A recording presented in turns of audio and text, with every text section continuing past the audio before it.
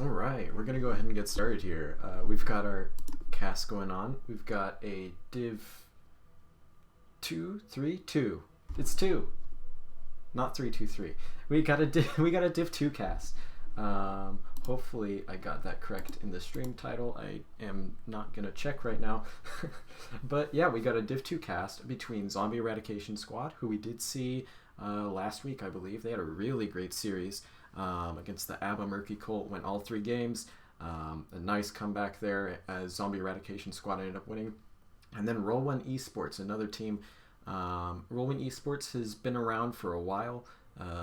They've played, I believe they played in the first season of Heroes Lounge, took a break. I know they played in NGS during that time, so definitely not a dormant team or returning team, just returning to Heroes Lounge. And so I'm excited to see this matchup. It's going to be a lot of fun. We've already got the map bans going, but let me real quick look at the standings here. Roll1 Esports is going to be the left team as I get invited to the lobby. Wonderful. They are currently 0-2, unfortunately. They are 1-4 in map scores, so they're looking tonight to take their first win to kind of start coming back into the standings a good bit. And on the other side, with the Zombie Eradication Squad, they are currently number 14 in the standings, 2-3 in map score. They did end up winning a 2-1 last week after losing 0-2. Actually, both of these teams losing 0-2 against the Vilefin Murgles. So, got a common team there to kind of compare their power level, I guess, as they both did lose 2-0 to that team. So hopefully we'll see a wonderful matchup tonight. Bit late for my tastes, but hey, I got to get my casts in. And so here I am, and I'm happy to be here. Alright. Getting the players into the lobby here, let's look at what went down with maps. So the coin flip gave the map pick for the first map to Roll1 Esports. They banned out they banned out Alterac and Garden of Terror, whereas the Zombie Eradication Squad banned out Battlefield of Eternity and Sky Temple. Then Roll1 Esports took us to Dragonshire, which right now we're getting everyone into the lobby for that, and we'll hopefully be getting started nice and soon. I'm gonna make sure that I've got all of the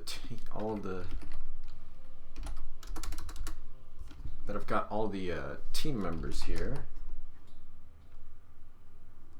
Perfect, I do. And we should be hopefully getting into the draft any moment now. Really excited for this one. We're just waiting on one more player actually to enter the lobby, and then we can jump on into it. It's going to be fun. Both of these teams played really solid.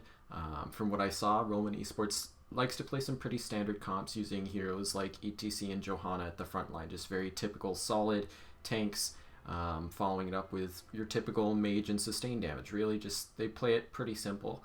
And from the cast that we had last week, as well as looking at the match history of the Zombie Eradication Squad, they've got a similar playstyle. They like to play front to back, just kind of simple comps with a solid front line.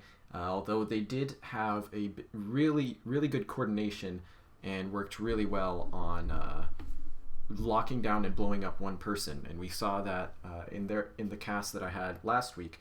They were very effective in being able to do that. So that would be what I'm looking to see. We'll have to see if we have some bans on heroes like Sonya or Jaina, which were heavily preferred, picked every single game last time that we saw this team on the side of the Zombie Eradication Squad. As far as bans against Roll1 Esports, I'm not exactly sure what we'll expect. Probably just typical map bans or powerful bans. One thing I will say that I did notice is, if we go back to the map bans here, we saw Zombie Eradication Squad going ahead and banning out Battlefield of Eternity. That is a map that they've lost on the past 2 weeks. So good adaptation here in the 3rd week of the season, getting rid of that map after seeing that they weren't super successful on it.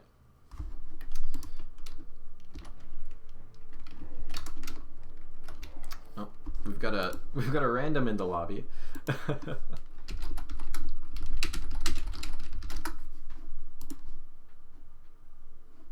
All right, and they're out. But we should hopefully be getting started any moment here, jumping into the draft. This is going to be a good one for sure.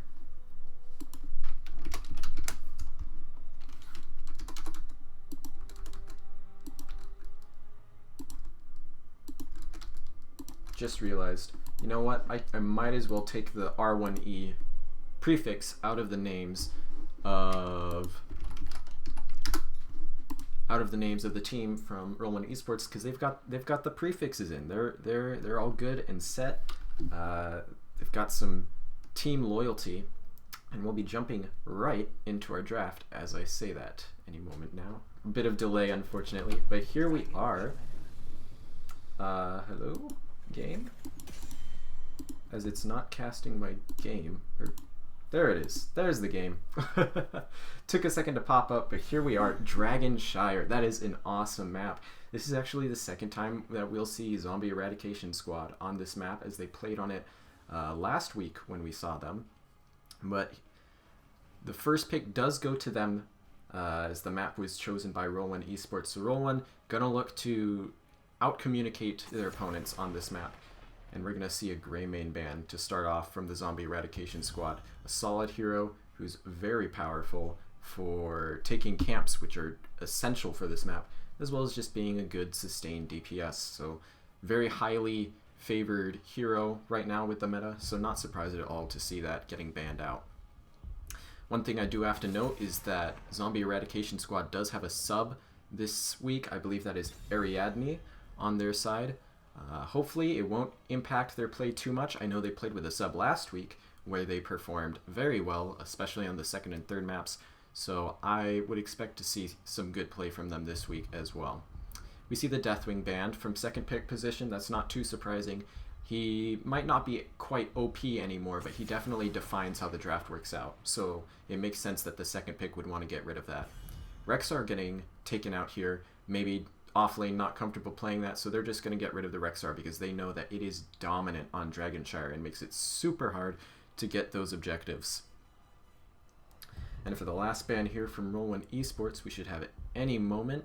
That could be a comfort pick that they expect for the Zombie Eradication Squad to pick, or it could be just a map-based pick or a meta-based pick. And it's going to be Johanna, just a solid overall tank. Makes sense. They don't really want to play against her because of how solid she is, so they're just going to get rid of it. And we're going to see an early variant pick for Ariadne, the sub for Zombie Eradication Squad tonight. They played around Taunt variant before very excellently. Hopefully they can do just as well with their sub here. So that's a solid start for them and something that isn't super unexpected here. Especially since that could be flexible, it could be an offlaner, could be a main tank. Alright, and we're going to see the ETC Kael'thas pick up two. Again, really solid heroes. Kael'thas really thriving off of the chaos, and ETC able to cause a bit of chaos. But as expected, we see Raynor for Sheer and Jaina for Lean and Clean. These are heroes that they love to play. They've been playing pretty much whenever they're able to. Just really solid right now. Raynor recently even getting buffed, though many would have considered him to be super solid regardless. We're going to see Anna banned out. Makes sense. That was something that was very commonly picked. The nano boost on Jaina really allows her to blow up whoever variant taunts even faster than she's able to with her normal amount of mage burst that you get from being a spell-based hero. The ban, here we could see another healer ban, kind of choking out the healers even further, or maybe even an offlane ban, or a DPS ban. Really, most roles here could get banned out. We are going to see another healer ban though, Anduin being taken out. One of the biggest struggles a pick-based comp can go against would be a hero like Anduin, who is able to just save his allies. Granted, it's on a bit of a long cooldown, but it can still be very frustrating for a comp like this to run into. We're going to see Malfurion coming in here, a super solid healer right now. Maybe not super great against burst, but if they are able to survive a bit of the burst, they'll be able to take a bunch of control, as well as Falstad, giving them global potential, able to gank the top lane, able to bribe camps to help get those out faster. Really powerful hero. And we see Stukov for Oreos, as well as Thrall for the Blatrix, playing the off lane. I like Stukov here. Wonderful follow-up for a variant taunt with the silence. And Thrall just a solid offlaner, and we're going to finish off with Big Beard taking the Urel. Two really, really solid drafts. I know that the zombie eradication squad has to be happy with what they have here. It's a nice pick-based comp. It's the heroes that they're comfortable with, at least, especially on the DPS in the front line. The Stukov and Thrall, a bit out of the usual from what I've seen for them, but still, I can't help but think that they're happy with what they've got. And from the bit that I've seen from the drafting of Roll1 Esports, I imagine that they're pretty happy with what they have as well. I would definitely... I think the camp clear is going to be a bit in favor of the zombie eradication squad. Both teams have really solid wave clear, though, and I think URL should be able to win out the top lane against Thrall. Thrall does a little bit better at poking, but he's not going to be able to focus URL down and do enough damage to force her off the point. At least probably not until he's able to get Ancestral Wrath at level 7. Maybe that might help a little bit with the percent health chunking that he's able to do to her. But URL is known for being just a huge bully on that point, and just as a solo laner in general. So we have the GLHF coming out. Love to see it. Starting off on the left side with Roll1 Esports, we have Poe on the Kael'thas, Big Beard on the Urel, Zad on the Falstad, Waneba playing the Malfurion, and Rock Your World on the ETC. Their opponents tonight in red are the Zombie Eradication Squad. We've got Ariadne on Varian, Lean and Clean on Jaina, Sheer on Raynor, the Blatrix playing Thrall, and Oreos on Stukov, running the pick comp. So we're going to go ahead and get into the middle lane here. Let me pop up talents real quick. Pretty standard things. Dauntless being taken for Urel. It's a very powerful talent. Oh, we do apparently have a banned mount. Don't abuse it. Alright, sweet. That's exactly what I like to see. Banned mounts, of course, as long as you let the other team know. If they're okay with it, it's all good. We're going to see the teams briefly engage in mid, but it looks like neither too eager on fighting.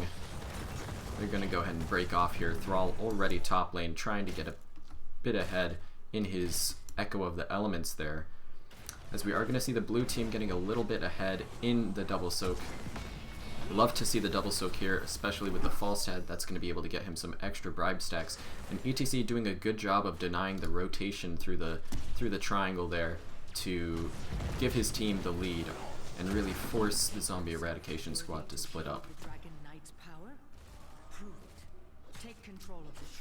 At this point, camps are coming up as well as the objective in about 30 seconds, but neither team so far has gone to their siege camp, electing instead to focus more on clearing those waves out, although we are going to see Falstad already got one bribe stack. He uses it. That's going to give him 5% bonus damage on Lightning Rod.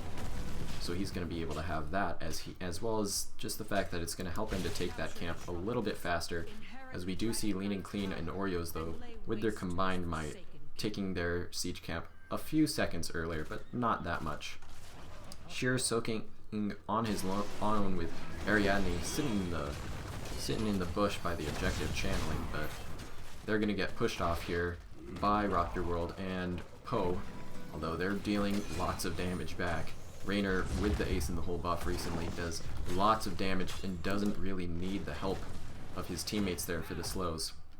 We are going to see Big Beard and the Blatrix trading into each other, but as expected, Big Beard is doing a great job of zoning the Blatrix off. We just saw Falstad catching the mid-soak. I believe Zombie Eradication Squad had already gotten it. As fours are going to be in, as expected, we do see the taunt here for Varian. That's going to be a very effective tool. Interestingly enough, we have Biotic Armor getting some physical armor to his teammates, helping a little bit against the auto attack damage from ETC and even Falstad. Sheer getting zoned off away from his team as he's stuck on the point, and that's going to be first blood with a great power slide from Rock Your World on the ETC. That's going to be both channeled in favor of Roll1 Esports, and it looks like Zad is going to be able to just get away with the channel because neither of the forces here of the Zombie Eradication Squad are going to be able to force onto the point. So that's going to be the first DK of the game going over to Roll1 Esports. 3 minutes in, so it's going to be pretty weak. In fact, I believe it was channeled a bit before 3 minutes, so it's going to be 2 minutes worth of scaling. but he's just going to breathe a bit of fire in the middle lane, get a bit of poke damage, and then come in to join the team in the bottom lane. We do see Falstad going into a or a lightning rod build here, rather. The rest of the builds, though, looking pretty solid. Interestingly enough, we do have Wolf build, or Frost Wolf pack at least, coming in here at level 4 for Thrall. That will help him a lot against Urel, because he's going to be able to stop some of her aggression with those wolves if he's able to complete that. Of course, it is one of the riskier level 4 talents. As we do see him just there, he must have missed a wolf as he's going to drop his stacks. Fountain being taken out here in the bottom lane with the Dragon Knight. That's going to be very useful for Roll1 Esports, as it's taking away a lot of the lane sustain that Zombie Eradication squad has. Echo of the Elements almost completed. There it is for Thrall. That's going to help him a lot in the sustain against Big Beard, who has been double soaking, it looks like, during the objective there, doing a great job of keeping Roll1 Esports up in the XP game. We can go ahead and look at XP here. Urel with the highest XP soak in the game, Thrall close behind. As Roll1 Esports going to go ahead and get their Bruiser Camp as we take a quick look at the stats. Kael'thas with the Living Bomb poke really putting in a lot of numbers, but Thrall, interestingly enough, trading into the Urel constantly, is actually the one who has the highest hero damage for the red team. The rotations are a bit quicker here in favor of the blue team, so they're going to be getting ahead as the red team just gets out their Bruiser Camp there, although they are going to quickly take their Siege Camp. Varian caught in the mid though, followed up by a root after the ETC power slide. He's going to even have the healing reduction from Malfurion's talent there, but he's going to be able to walk out thanks to the boosted health pool there, as well as a little bit of peel from the rest of his team. Dead even on XP right now, pretty much. Just a tiny lead for the red team, thanks mostly to the fact that they're getting ahead in the rotations here. I would expect it to even out as we see this wave getting cleared by Leaning Clean on the Jaina. And interestingly enough, Raynor's still holding his level 7. After the changes to Ace in the Hole, the slow talent no longer exists there, so it is a very flexible talent here, so it'll be interesting to see what exactly he decides to go for, as currently Jaina clearing out the mid wave, so the rest of the Zombie Eradication squad gonna sit back as we see ultimate abilities coming in for both teams. We have the Mosh Pit, the Pyroblast, the Mighty Gust, and the Twilight Dream taken, as well as Ardent Defender for Roll1 Esports. All pretty normal talents, except maybe Pyroblast, although that has seen a lot more play as of late. On the other side, we've got the Massive Shove, the Water Elemental, Shield Wall for Varian, gonna help counter the Pyroblast there a bit if it gets put onto him. Sundering for Thrall, interestingly enough, although kind of makes sense, could function as a bit of a finisher potentially if he's able to get onto Urel and get her low enough. And then Hyperion for Raynor. Speaking of Raynor, Raynor gets taken out in the bot lane as I'm looking away to see if Jaina is going to be able to catch the Dragon Knight in the mid. Ariadne getting Poe low on the Kael'thas, but not going to be able to finish him off as he gets behind his wall and is able to tap, which again, huge advantage here for the blue team. They're able to tap and also have Zad as the global, so he can gank top, he can be in the mid lane, he can be doing whatever and still join his team, although the taunt not going to come out, actually going to land onto Kael'thas, but the Gust for the disengage as the tank was not there to peel. They're going to just play it safe rather than sorry. Rock Your World potentially looking for a mosh pit, but not going to go for anything there. Kind of just pushing the team back, but he's taking a lot of chunk as the Water Elemental gets popped here. Stukov going to land the slow onto him and Poe, but not going to be able to be enough to lock them down for a kill, as the top lane, currently under the control of the Blatrix, actually doing much better than I would have expected, forcing the tap out of Big Beard here. The red team is going to rotate down and take the point, but currently Sheer is focusing on the lane killer, so the taunt is not going to get a lot there as it's going to be used, although it is, of course, a short cooldown, only 16 seconds on that one. Looks like in the top lane, Big Beard has regained control for the moment, which is very good for the red team, or the blue team rather, as the red team was able to capture the point down here. So we're looking, Kael'thas has completed Mana Addict, as well as Prog Rock being finished for ETC. That's going to help both of them a lot with the survivability, giving some extra sustain and anti-burst, which will help a lot against this kind of pick comp if they were to taunt onto the Kael'thas there. Jaina clearing out mid, but the 4-man is going to be here for Roll1 Esports in the bottom lane. Ariadne needs to be careful. They're a little bit far out, but thanks to the Siege Giants, they're not too afraid. Taunt coming out onto Zad, not going to quite get followed up, but it doesn't matter because Leaning Clean in the mid lane is able to channel the Dragon Knight before the blue team can capture the point again, which is going to give them the second Dragon Knight of the game, the first for them. Going to see both teams keeping some forces in the bot lane as Leaning Clean just pushing in the mid lane. This is a 9-minute Dragon Knight, so it's scaled up a good bit, and it is going to get this fort here as the blue team very, very slow to respond to it. Seeing Falstad getting kicked away there after he barrel rolled over the wall. Level 13's coming in. We are going to see a power spike here for Stukov with the virulent reaction. Lets him be a bit of a playmaker, so we'll have to keep our eyes on Oreos. Definitely a playmaker from the previous series where we saw this team. So watch for those slows into the silence and root, effectively a stun. As Ariadne getting pinged for spreading the living bomb. We do have backdraft for slows, interestingly enough, on that. Hyperion came out there just for the siege potential, but it looks like the red team is going to have to back up.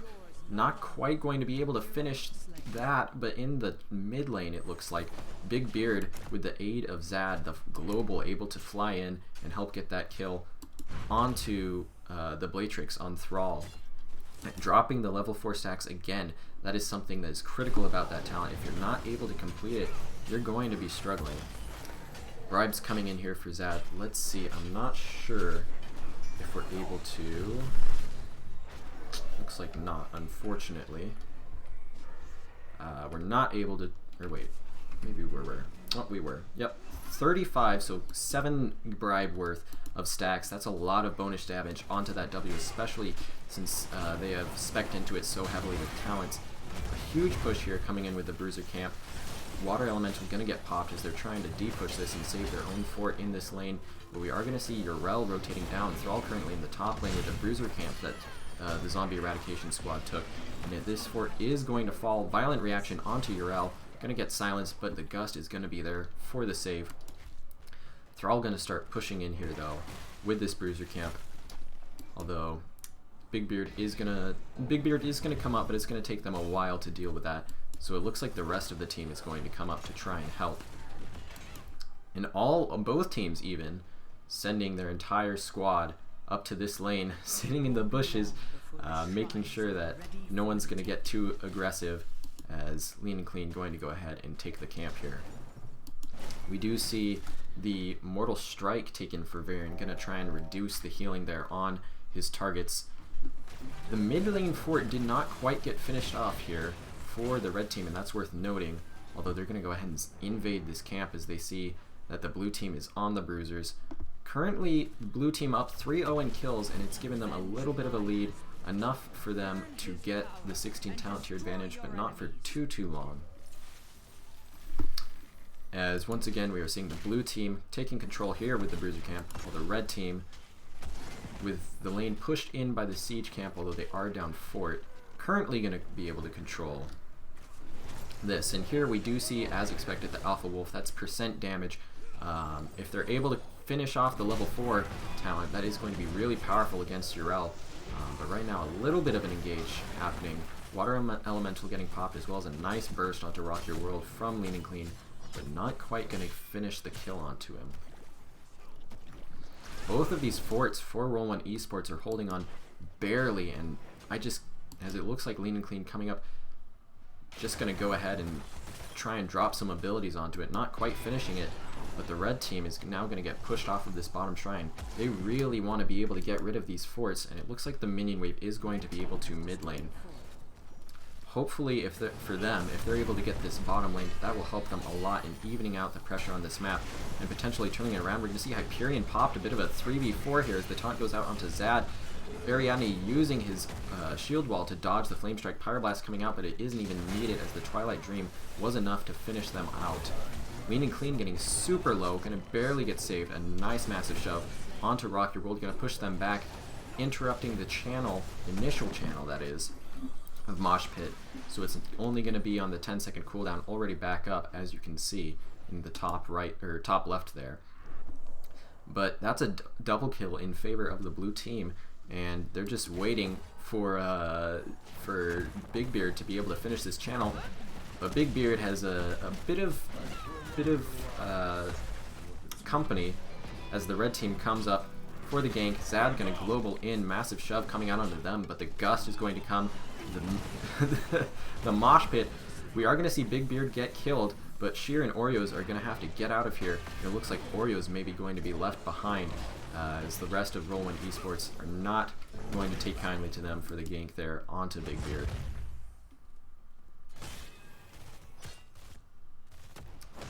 We're going to see currently now the channel in favor of the blue team. We're going to see if Zombie Eradication Squad is going to be able to defend this, but they're 3v4 and without a healer, so I'm not sure that that would be the best idea as we see Raynor getting taken down, Lean and Clean getting lowered, and they need to be careful here because if they lose more heroes, they're not going to be able to have a strong enough defense against this decently late game Dragon Knight, as there is now a 1 level lead for the blue team here of Roll1 Esports. Ariadne with an aggressive rotation, gonna get kind of saved here by the Dragon Knight with the kick. Rock Your World probably flaming, I believe it is Zad on the fall stat here for that one, but it's gonna be alright. They're gonna be pushing in with this Dragon Knight, hoping for Storm Talent here, although I'm not certain if they're going to be able to get it quite yet. Flame Strike coming out with the Ignite on level 16, going to be chunking Lean and Clean a lot. The Armor Banner going to come down for Varian, trying to help his teammates out, but they're being very effectively zoned by Rock Your World on the ETC, as well as Big Beard as you see there. But they're not quite going to be able to finish off this keep. Hyperion's coming out, and they're being forced back, and that's really big. A huge root coming out for Thrall, as well as a huge Sundering, completing his level 4 quest finally, and the Gust is going to be used for the disengage. That was a really solid attempt there from the blue team. Iceblock coming out to dodge the Pyroblast. Again, one of the reasons why we don't really see that ability picked that much. So many ways to dodge it. But both teams, an excellent defense there, and attempt at an engage from the red team is the Blatrix maybe getting a bit far out here. Rock Your World gonna go for the slide, but Blatrix, knowing that was happening, gonna be able to dodge out. And this bottom keep holding on with just 2,000 HP, and we are going to see similar HP on the bottom fort for the blue team. Both teams picking up their bruisers and siege camps here. Yeah, Valk Nightbot does enjoy pushing the Discord. It's interesting because I feel like every stream I see it on, it's a different Discord link. There must be some personalization for different Twitch streamers there, but definitely liking to spread that around a bit. The blue team gonna see that in the top lane is where most of Zombie Eradication Squad is here, and they're gonna be able to just snipe this keep real quick. Poe even looking for a little bit of damage onto the well, but not gonna get that far past the shield. I'm gonna see Big Beard caught in the mid lane by Ariadne on the Varian, but they're not gonna be able to get the kill there, as now the bottom lane pushing in, and there's going to be constant catapult pressure there for the blue team. Level 20's in for them. We do see the tour bus. We've got Flamethrower, Wind Tunnel, Bubble Hearth, as the top fort is killed here by the Bruiser camp. And the Life Bloom, interesting. On the other side we have, as they're kind of party bushing, hoping something's going to happen here, but the push in bottom is just getting bigger as they do it. But we're going to see the upgrade for Taunt here, Vigilance, the Wind Rush, Execute, Wintermute, and Top Off. So pretty normal talents here, at least as far as the heroes I know of. But both teams right now trying to just play around each other even. Although Blatrix, watching in the mid lane, knows, I believe, that the blue team is rotating up there. go ahead and look at the stats here as the bottom lane is pushing in Falstad with the highest hero damage, followed closely by Kael'thas. Although Thrall, again, putting out the numbers, chunking into Big Beard on the Urel, and really just not necessarily padding, but getting those stats nice and high. As the blue team gonna use this opportunity, knowing that the red team, knowing that the blue team, is top, gonna take the opportunity to finish off the fort there. Now we're actually seeing, while there is a keep in favor of Roll1 Esports, it is the red team actually who has all 3 forts down all 3 of the blue team's forts down. So it's interesting because there is a bit more overall map pressure for the red team, but blue team controlling the bottom lane at least when it comes to the waves. Big Beard coming in for a flank here, hitting Sheer, but they're all on their own. A bit of miscommunication there. Gonna get taunted, gonna get silenced. The ult comes out, but Bubble Hearth is not gonna be able to be channeled, and that is a crucial pick. A huge miscommunication for Roll1 Esports, and now Ariadne on the variant being super aggressive as Zombie Eradication Squad is going to look for the Dragon Knight. The Blatrix channeling in the top lane. Falstad should be able to get the channel in the bot lane here as taunt comes out onto the ETC. But will it be in time? It is in time. As Lean and Clean gonna get interrupted there about a second later, and that wouldn't have been in time. A few catapults here, but gonna get pushed out probably by the Siege Giants, which are being taken here for the red team, stolen away. And both teams now rotating around each other. Blue team doing a pretty good job of playing around the fact that they're now down 1 person. Falstad sitting in the middle right now, gonna start rotating back up to his team. Interestingly enough, we do see the hearts coming out. Although now that I think of it, not interesting really. Makes sense. You've got 2 siege camps pushing down the bottom lane. You would potentially expect a bit of a push there, trying to equalize it. So they're gonna come down and even have Falstad flying, it looks like, onto the shrine point. They're pretty confident the red team isn't there, and they're going to be able to take it back right as the red team is taking the top shrine. I should stop saying red team and blue team because I'm pretty sure I'm getting them mixed up every single time. We're going to see Roll1 Esports push out the bottom lane, equalize the pressure. Their Katas are going to start pushing in pretty hard as we're almost 21 minutes into the game. But the Zombie Eradication Squad going to be able to pick up the Bruiser camp, and fishing for a pick here. Ariadne with very aggressive positioning, going to get knocked up here with a nice mosh pit onto 2. Pyroblast going to come out, Lean and Clean going to drop, and the Torbus is huge. Mighty Gus not getting too much value, but Ariadne is going to caught by the Torbus, going to get killed. ETC getting killed as a follow-up here. The Blatrix going to have to use Windrush to get away, as we're going to see now 3v4, as it's a 2-for-1 trade in favor of Roll1 Esports. Looking for the Blatrix there is Big Beard, not quite going to be able to get it though. And now the Global coming in super clutch. When they were down a person, it allowed them to keep control of 1 shrine at all times, and now that they're up a person, they've got both shrines. They're going to try and force the red team off of this point, but Big Beard now taking a lot of damage, getting hit by the going to be forcing out the Bubble Heart as the Virulent Reaction and the Alpha Wolf doing a ton of damage to force them back, and now it's 3v3 here in this lane. Although the red team isn't going to be able to leave, because if they do, the channel will be forced here. Blatrix getting chunked a good bit by Zad. That and Poe, the damage dealer, is doing a huge amount here. Great poke here in favor of the blue team. And the Gust going to come out with the Wind Tunnel onto Oreos and the Blatrix. The Blatrix going to be able to get out. Oreos even actually almost escaping. An interesting silence there. Not sure if that was a misclick or not. We're going to see the Wintermute in an aggressive rotation by Lean and Clean. Going to pick out Waneba, but Zad has been channeling the Dragon Knight. It's 2 kills, but there's catapults on the core, and the Dragon Knight is taken. Might even not even be needed because there's 4 Katas. Winions doing insane damage to the core here. Going to get taken out, but it is down to 26%. And against a Dragon Knight this late in the game, I'm not sure they'll be able to take it out before it gets to that core. Urel gonna get taken down as Thrall gets the boot. Sheer and Lean and Clean doing their best to put damage into this Dragon Knight, but it is so healthy and it does so much damage. That's gonna be game number 1 going in favor of Roll1 Esports.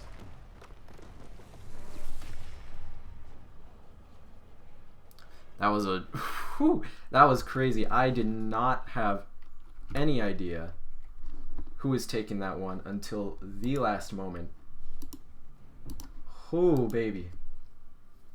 The pick comp, I think, not executed as well as we saw in previous weeks. I feel like Ariadne on the Varian was looking for taunts, but the team wasn't quite there to follow up most of the time. And I think that was really the crucial thing that allowed for Roll1 Esports to take over there and take the lead. Falstad with that W build doing so much damage, really just insane amounts. Kael'thas, though, I think the poke there was invaluable. Really chunked a lot of the damage dealers and forced them back so that they couldn't follow up on Ariadne's taunts there.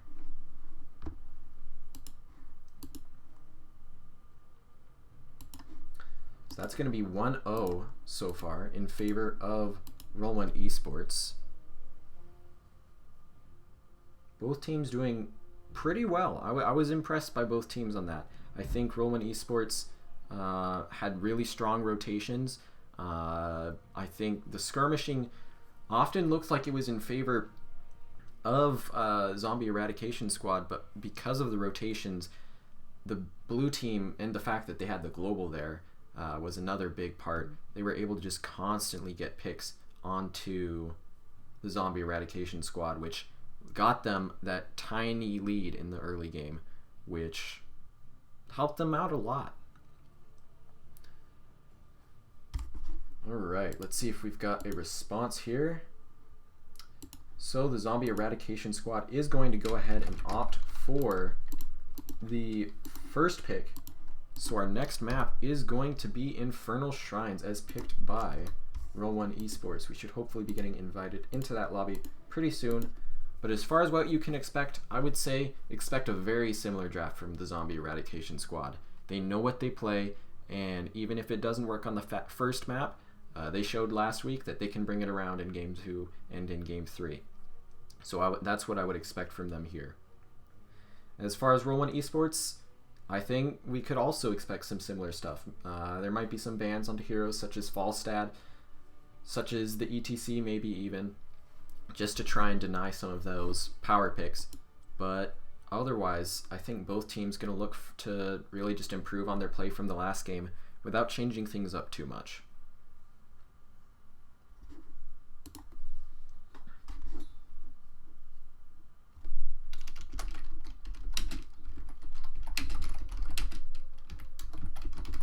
I'm going to be right back. As a professional caster, I completely forgot to get a glass of water before this, so I'm going to grab one real quick so that my throat is not dying, because I feel like this could definitely be a series that goes to Game 3, and I already feel it a little bit.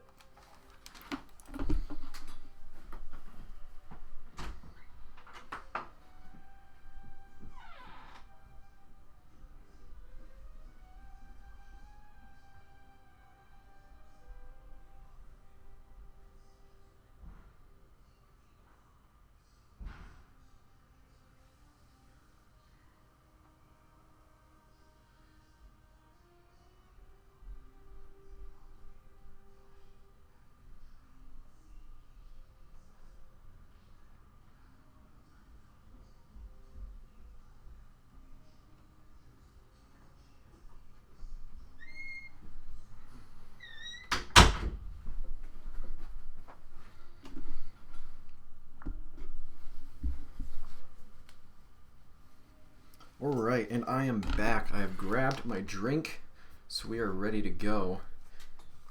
In just a moment here, let me let the teams know.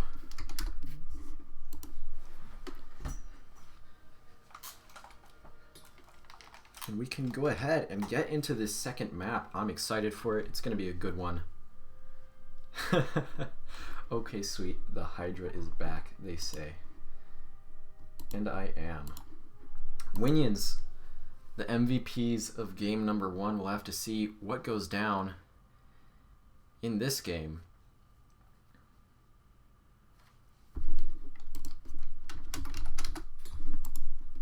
As we should hopefully be getting into the draft any moment. Of course, there is some delay, unfortunately.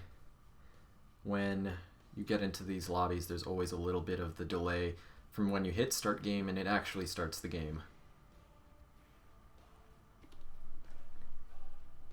That being said, though, hopefully we should be getting in any second now. And here we are. Yes, Infernal Shrines is the map. Roll1 Esports selecting it from the position of being up 1 after that Dragonshire match, really showing they had a great game plan with the Falstad Global to help stall out Dragon Knights, with the URL holding control of that top lane and with the solid rotations. Zombie Eradication Squad may be feeling a little bit better about this one. We have a whoops here from... okay. Never mind. Just ignore it. We had a bit of a miscommunication, it looks like. Maybe one team thinking that they were supposed to have first pick for some reason, when it is in fact the other team that has first pick. But we're going to see the Kael'thas ban. Makes sense. This is pretty much undeniably Kael'thas' best map. The Shrine minions just allow him to be so much more dirty with those living bombs. We're seeing the Deathwing ban again. Makes sense. If they don't want to deal with it on Dragonshire, they don't want to deal with it on a map like this, where you have so many more team fights and so much more going down 5v5, as opposed to Dragonshire, where we only really saw one 5v5 in the mid lane towards the end of the game. Gonna see an Abathur ban here, interestingly enough. Not a hero you see, or not picked quite as much on this map as on other maps, but he can be very effective here, and so it makes sense that we're gonna see that going ahead and getting banned out for the map. On the side of the blue team, for Roll1 Esports, are we going to see Johanna banned again? I believe that was their second ban last game, and it is going to be. Makes sense. Again, any value that she has on Dragonshire is amplified on this map. She's so good at controlling the Shrine, has the AoE clear, has the AoE CC with her Condemn there. So they're just going to go ahead and get rid of her.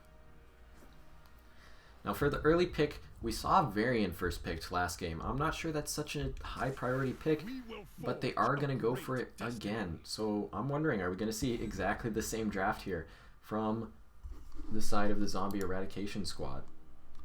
It's definitely a possibility, although I would hope to see maybe, if they realize that it's going this way, some adaptation, some targeted third ban. We are going to see the Jaina get taken now by Poe as the Kael'thas was banned out. That's a nice grab. Kael'thas was normally the backup here for Lean and Clean, so now going to be forced onto a bit of a different choice here. And the ETC, super solid last game from Rock Your World. I love Zombie Eradication Squad, making my job easy with the overlay here. Don't have to change the heroes if they pick all the same heroes. As we have Stukov and Raynor again for Oreos and Sheer. Definitely were played very well last game. Falconer saying he's surprised Roll1 doesn't force themselves to be red team, because their logo is red. I can't disagree, but I don't know. I feel like the color of your logo doesn't have to determine the side that you're on. I don't know. We're gonna see Kel'Thuzad banned out. Interesting. I'm not sure if Lean and Clean plays that hero. As far as I recall, I didn't remember seeing it. We're gonna see Jaina banned out actually this time by the red team, by the Zombie Eradication Squad. Banned against them in the last game, though this time they're selecting the Stukov even before it gets banned against them. So just denying that potential synergy coming up now as the double pick for Roll1 Esports. So we've got Malfurion again for the healer. So again, very similar drafts. And this time, Zad switching onto the Hanzo. Not quite feeling the global value from Falstad. Going to go instead for Hanzo, who's able to do a nice hybrid build. Do a lot of, be really just your Swiss Army knife of heroes here, able to do a lot, able to do wave clear, able to do shrine clear, able to do burst, able to do sustain damage. He's super powerful here. And we're going to see Sonya, a hero that I was honestly expecting last game, picked up for the Bladetrix, as well as Sylvanas picked up for Lean and Clean. Going to be a little bit less bursty in the early game, but a very powerful late game, and very powerful if they're able to be aggressive and get some punishers in the early game using Sylvanas' trait to push with. And Urel picked up here for the side of Roll1 Esports. So like I said, very similar drafts. These teams know what they're comfortable with.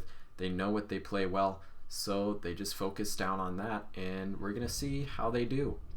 I know Sonya definitely, I think, more comfortable pick here for the Blatrix than maybe the Thrall was. And Sylvanas, something that'll be interesting to see. Something that I haven't seen from them before. On the other side, I think Roll1 Esports knows exactly what they wanted, and they're very happy with it. So I would expect this match to be another nice, close one, see some good team fights, and we'll have to see if the fact that there will be more constant team fighting as opposed to the 4-on-4 skirmishes and rotations, see how that goes. If Roll1 Esports is able to take the 2-0, or if it is going to be Zombie Eradication Squad looking for their second comeback, reverse sweep, I guess. It's still a reverse sweep, despite being a best of 3. It's just a bit shorter reverse sweep. But we'll see if they're able to pull out their second one of the season here in week 3. Alright. Going to be starting off here with Roll1 Esports on the left. We've got Big Beard again on the Urel, Rock Your World again on the ETC, Zad again on the Hanzo, Poe, or not again, got caught there. Zad switching over to the Hanzo, Poe switching to the Jaina, and Waneba again on the Malfurion. On the other side for the Zombie Eradication Squad, the Blatrix on their comfort pick on the Sonya, Sheer on the Raynor, Lean and Clean pulling out the Sylvanas with Ariadne again on the Varian, and Oreos again on this Stukov. Gonna get into the mid lane here as we've got Q's build starting out here for Hanzo. Gonna be looking to land Q's onto all of the enemy heroes. The rest pretty much the same from what we saw last game. We do see an instant slide onto Ariadne, and Varian getting punished for being aggressive so early in the game. He isn't level 4 yet, so he is squishy and he's going to go down immediately. Overwhelming Affliction picked up here for Sylvanas, something I don't see a lot, but maybe a specific build here, more for the pick-based playstyle that they like to go for with Taunt, as Sylvanas is going to cheese about half a turret, but going to have to fall back to catch this soak here. So the 4-mans, again, rotations seem to be Roll1 Esports' strong suit here, as they're getting ahead, already clearing the wave before the mid wave is even finished out for the Zombie Eradication Squad. Rock Your World diving in, not too worried because Varian does not have the taunt yet, and it's only the Raynor here to really put damage into him, so he's going to be able to just be aggressive here. Although there are 2 minions left, going to have to see if he steps forward to pick those up. Looks like he did, as we're going to see. Looks like a 1-3-1 here from the red team. Not really comfortable with their double soaking abilities on the map. Blue team going to their siege camp, going to be picking it up, as the red team still just focusing on clearing waves. They're not quite going to be there yet, although potentially looking to rotate there soon. Maybe waiting for level 4 to be able to have that bit of a power spike so that if there is an invade, they're able to fight against it with the taunt.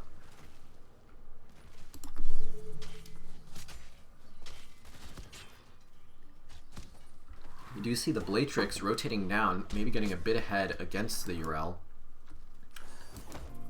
but gonna be scouted out there by the Hanzo, gonna just rotate on back up as the siege camp now pushing in for the blue team, for the side of Roll1 Esports. And Zombie Eradication Squad has 4, has taunt. We're going to see possession coming out for Sylvanas. Going to try and push in lanes a little bit, maybe grab some minions before an objective, and then run off to the objective, try and get some passive siege pressure in. As we're going to see the bottom siege camp picked up here by Roll1 Esports. Neither team, or actually no, we do see Sheer on the Bruisers for the side of the Zombie Eradication Squad. Ariadne looking at the siege camp here, but not quite going to finish it out as he's on his own. Lean and Clean doing their best, using their trait actually to try and take these out, as Roll1 Esports kind of just hovering around, not realizing that we do have 2 members of Zombie Eradication Squad focusing on the Bruiser camp there. Going to try and get the off lane pushing, as it's really far away from this first objective all the way down in the bottom lane. That is going to give a sizable lead, almost 20 minions ahead here for the blue team. For Roll1 Esports, they are in fact 20 ahead, and it looks like the red team, they weren't really quite sure what they were doing. Kind of tried to push in the mid lane a little bit, and then coming in eventually, but they've given up an enormous lead here, and I would be shocked if the blue team isn't able to get it, although currently with Urel going top, they are forced off and kind of just relying on the poke here from Jaina's Blizzard there and from the Q from Hanzo. Lots of damage getting put onto Poe, but lots returned onto Ariadne there, and Urel is here. And that being said, the minions are pretty even, so it's once again anyone's game. The Blatrix jumping onto Poe in the backline, while Rook, your world completely splits up the red team. He's going to get finished off there, and the taunt goes on to Big Beard on Urel, and that's both of the front line down for Roll1 Esports. They only need 2 more minions, but are they going to be able to get it? 1 down, and it is a Punisher.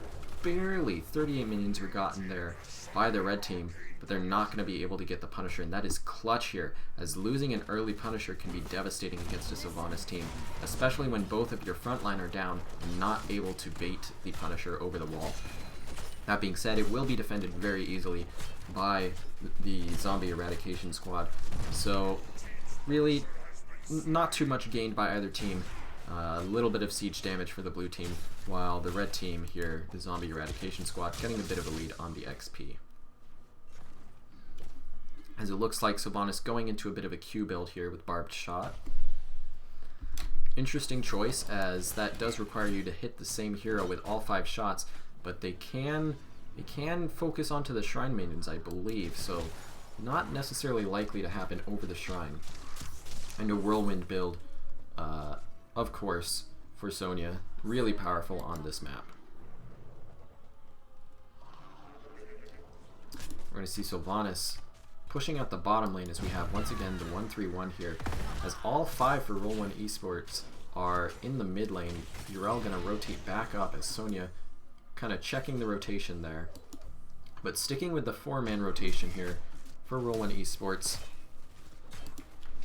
Sylvanas actually trying to solo this camp. They need to be careful, but it looks like they're going to back off as the blue team doesn't go for it. The blue team is going to go for their own siege camp here. We're going to see level 10s almost here for the red team. They do have still about that half-level lead thanks to the kills. You can check out XP here. Heroes giving about 700 extra experience, but passive and minions almost identical here between the two teams. There is also about 400 XP thanks to the turret here, which was taken out by Sylvanas. Level 10 is going to come in, but not really going to get anything, it looks like, as the blue team should be able to get their 10s in any moment now. We are going to see Wrath of the Berserker as well as the Wailing Arrow, I would expect. And yes, we do have the same ults as last game for the other 3 heroes. We did see in the last game Malfurion getting taunted there, but the follow-up isn't there, as Leaning Clean and Sheer were focusing a bit more onto the Urel there. We're going to see the Mosh Pit again, Twilight Dream again, Dragon Strike, and Wintermute coming in for Hanzo and Jaina, and then Urel, of course, on the Ardent Defender again. Blue team sees that the next Punisher is going to be top, and they're going to immediately go ahead and take their Bruiser camp. That will be a Mortar Punisher, as you can see by hovering it over it on the minimap here. And that will be popping up in just a few seconds. So lane control potentially going to be over here to the blue team, but the red team getting a bit ahead in soak and pushing it in a little bit more bot. They're getting a lot of just poke damage onto these structures. And they're going to be able to take their Bruiser camp pretty quickly here with the entire team rotating up to it. And Urel is not going to really be able to push this in for long, as I expect it's going to be instantly cleared up by the red team here. Possession being used. So the lane going to be pushing a bit in favor of the red team here, but the fight is going to be over the shrine, so we will have to see how that goes, or if Roll1 Esports is going to elect to clear out this Bruiser camp before, and they are going to. That does give about a 15-16 Shrine Monkey lead to the red team here for the Zombie Eradication squad, as Taunt going to be used onto Big Beard on the rail. Going to immediately go for the ult there, and the Blatrix getting locked down. Not going, or they did pop their ult there. It looks like maybe it ran out, and a huge Dragon Strike. Sheer and Oreo's just standing in it, both getting taken down, or not both. Sheer getting taken down, as well as the Sonya kill that we saw, and that's going to be 2 kills in favor of the blue team. Red team going to have to sit back here and just get ready to defend, it looks like.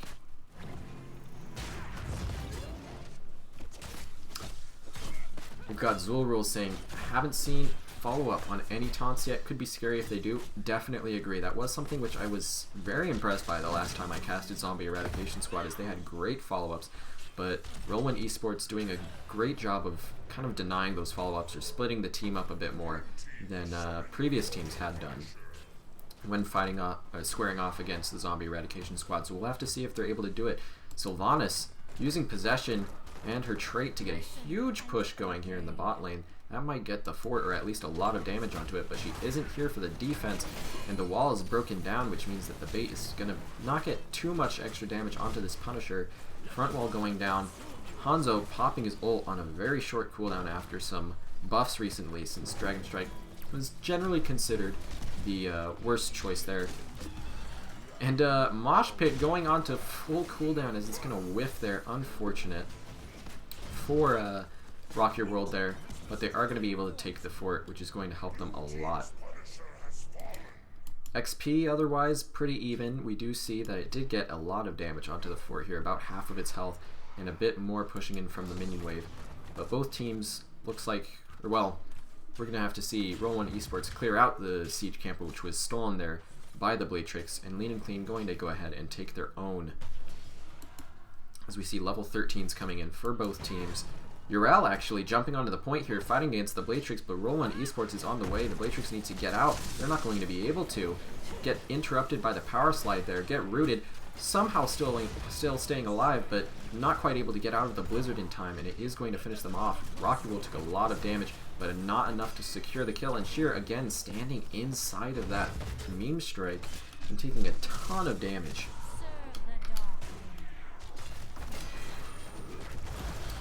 We're going to see now the 4-man actually pushing in because Urel is seen here in the mid lane, and because Rock Your World got chunked, but thanks to the fountain and the healing from Waneba, Rock Your World going to be back to full pretty quickly there. And again, it seems like the communication is almost there for Zombie Eradication Squad. If they can get it a little bit quicker with their follow-ups on the taunts and protect Sonya, have her maybe be a bit less aggressive, just keep everyone alive for a bit longer, it seems like they could be really, really tearing apart Roll1 Esports in these fights. Taunt going out onto Rock Your World, followed up by the silence, but not enough damage there as it was a bit over the wall. Ariadne again kind of looking for taunts where the team isn't quite able to follow up. You're going to see the Stormfront taken from Jaina here at level 13, potentially looking for some blizzard action onto the shrine, get some more clear out. As we have Urel pushing in top lane a little bit. They do need to be careful on the side of the Zombie Eradication Squad because there are passive catapults every third wave, and they are going to send Sonya up there. Both teams, though, kind of stabilizing here. XP not super in favor of either team. Roll1 Esports has gotten a bit ahead thanks to the kills that they got, but neither really super far ahead. The shrine hasn't been announced yet, so I would expect... Alright, some nice comedic timing there as we see the shrine coming up, but I would expect that we are able to see level 16s pretty quickly after the shrine starts here for the red team. Although potentially a flank onto Lean and Clean, not going to connect. Getting the dismount, but not the stun there. Yes, we are potentially seeing the triple B, the bigger, better blizzards here. Although not going into the typical 4 and 7 talents that you might see. Instead going into the Frost Shards, which you normally see coming in with the level 1 talent that is selected there. And then the Ice Flows. A Mosh Pit coming out onto Sheer, as well as the Twilight Dream. That's just going to destroy them despite the best attempts of Ariadne to interrupt it. And now it's a 3v4. The movement speed banner actually selected there for Varian. Going to be dropped, but not enough to get him out. as that's a 2 for 0. But Sylvanas gonna say, you know what, that's alright, I'll just push down your fort here. Ever the annoying split pusher, but I don't think the split push is gonna matter because they're gonna keep losing objectives if they aren't able to group up and get these 5-on-5s that they really need. Seems like every fight is going in favor of Roll1 Esports as they are always being able to get that pick, which is what the red team here needs to be looking for. Chasing onto Big Beard now, as Big Beard does not have their ult, but going to be able to get away regardless. And as I said, there is a Frozen Punisher here, getting picked up now by Roll1 Esports. Red team's still pretty split up, not even in position to bait it yet, as the Blatrix and Sheer are on this camp, while Awario's and Laning Clean on the other camp. Looks like they're just going to give up the front wall here. Ariadne going to get it baited, but the mid wall is already down. And the team just now rotating in for the zombie eradication squad. I would have liked to see a little bit more aggression from Roll1 Esports when they saw that those camps were getting picked up. They knew that the enemy team couldn't be there, but they still didn't quite go for the follow-up, but a huge follow-up on the Punisher stun. That is the kind of thing I like to see. Roll1 Esports just destroying Lean and Clean. Sylvanas getting punished for being the person up front there. Needed to be the Ariadne on the variant who was taking the Punisher jump there.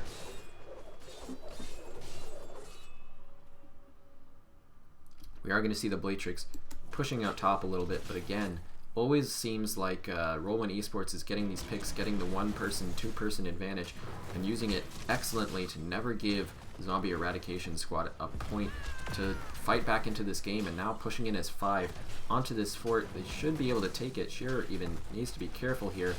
If we see Waneba start rotating forwards a little bit, could have been dangerous there, but Sheer gonna fall back. And that's going to be all forts down for the side of Zombie Eradication Squad, while Roll1 Esports only lacking their fort in the bottom lane there.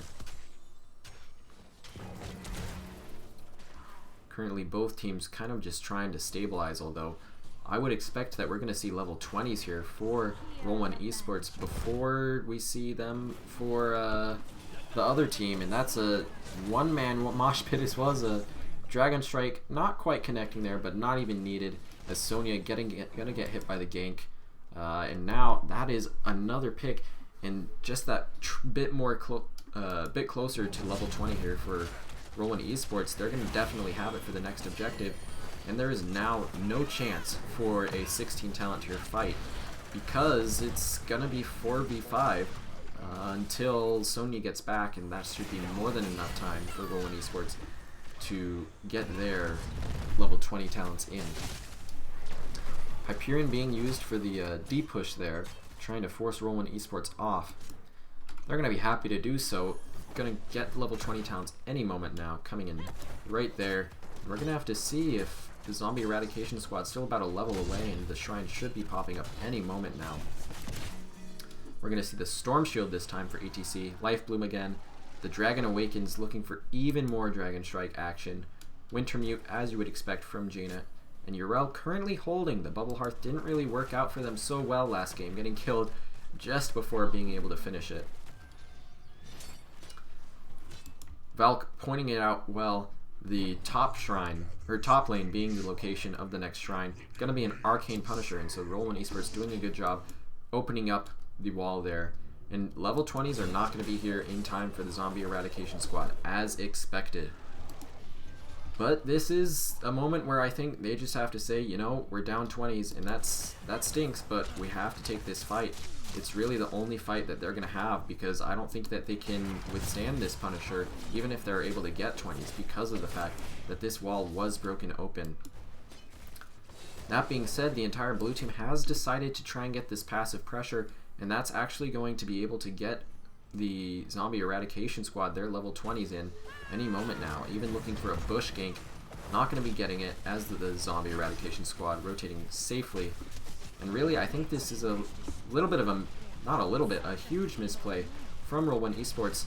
The Bruiser camp top taking the fort, meaning that the stance over this objective will be equal. Neither team will have the self-sustain, and both teams have level 20. Roll1 Esports just gave the chance for Zombie Eradication Squad to get the comeback. As we're going to see Ignore Pain coming in. Huge talent for Sonya. Execute. The Deafening Blast. Top off again. And Vigilance again. These are huge talents here for the Zombie Eradication Squad. I'm going to pull away the talents so that we can have this glorious last, potentially last, level 20 fight. Roll1 Esports electing to fall back as they're losing their front wall. Standing now in this top lane completely equal. Even a bit favored, a little bit of turret health in favor of the red team, as they're now going to be pushing onto this shrine and evening up the minions. I thought for sure Roll1 Esports had this in the bag, but now completely even footing as a taunt goes on to ETC. He's going to look for the Mosh. Not going to be, oh, is interrupted. He's going to go down thanks to the Wailing Arrow there.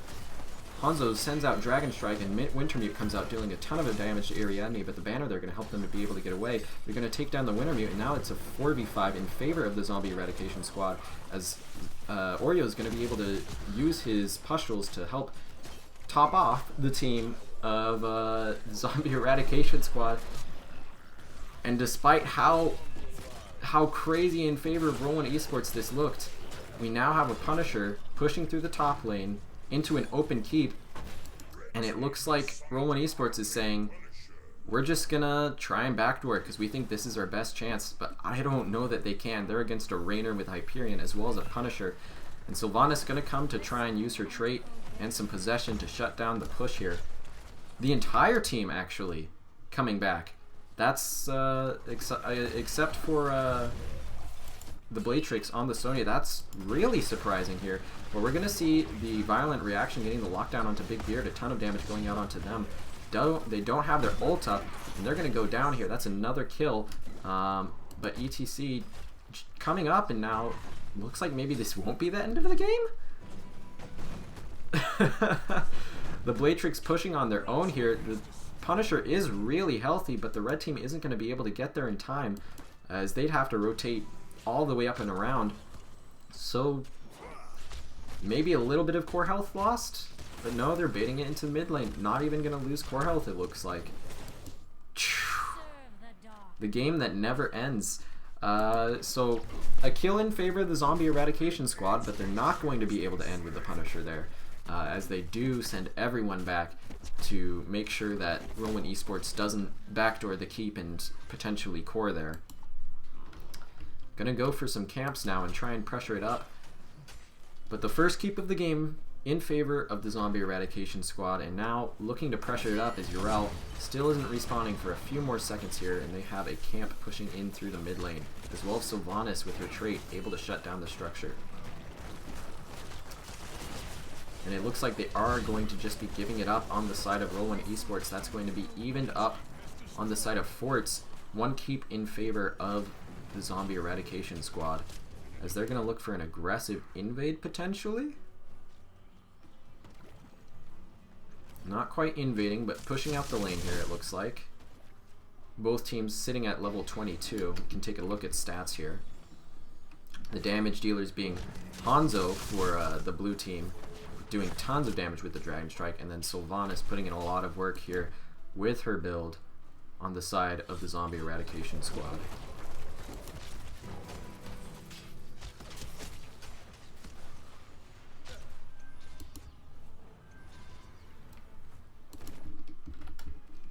Valk, if you are on mobile, I know mobile does have about a 10-second delay compared to desktop versions, but you're not too far behind. You're about 45 seconds behind me, and I have a 30-second delay, so that makes sense. We are going to see both teams pushing in here, or not both teams, we're going to see the red team pushing in here. They're a bit split actually. Bladetrix up top, and this is something that they've been punished for a lot in this game, and in the last map, was getting split off and then getting taken out. It looks like maybe trying to bait a little bit using the Bladetrix as trying to lure in the blue team, but Roll1 Esports not going to step forward, not going to face check a bush looking for a gank. We're going to go ahead and see that now pressuring in with this bruiser camp through the lane with the keep. Interesting choice here. Going to drop the movement speed banner, but I don't think they can realistically get anything here.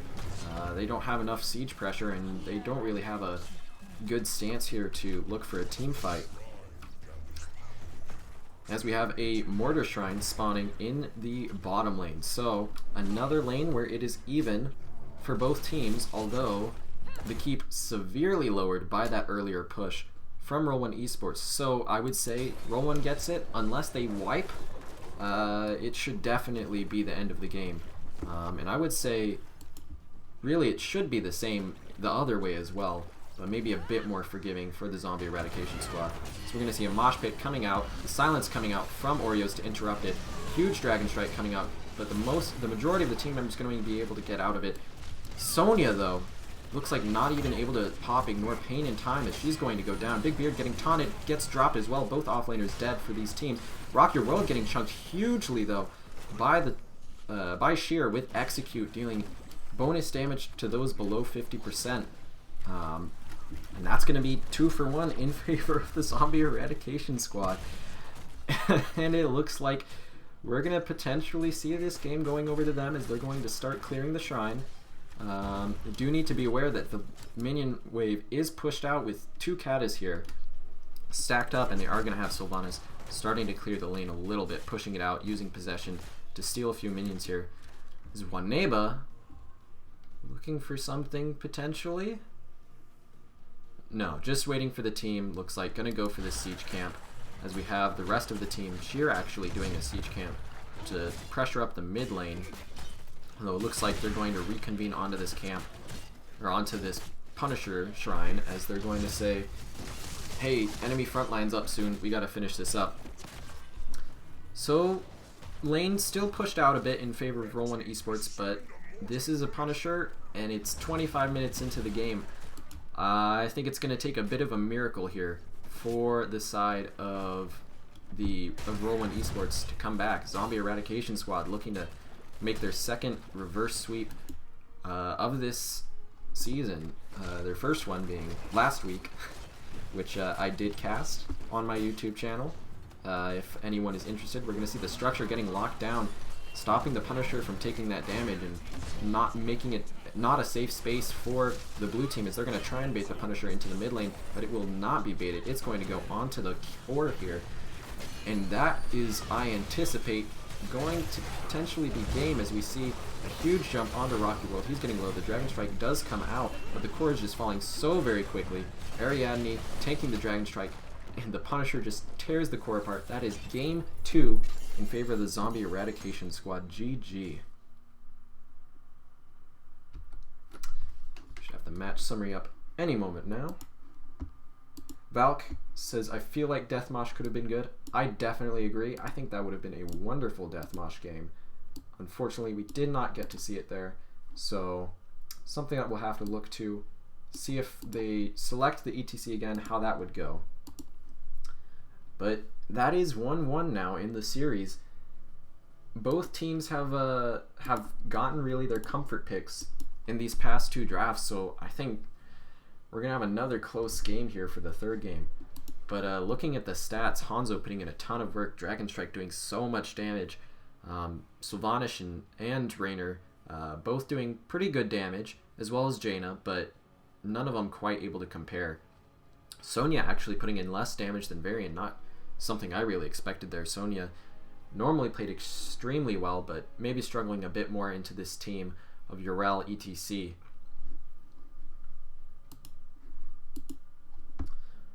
All right. Go ahead and take it back to me for the moment, so you can see my tired face. Man, 10:30 cast I thought ends by midnight at latest. It's 11:45. It's 11:45. Going into the third map, but that was insane. That was intense.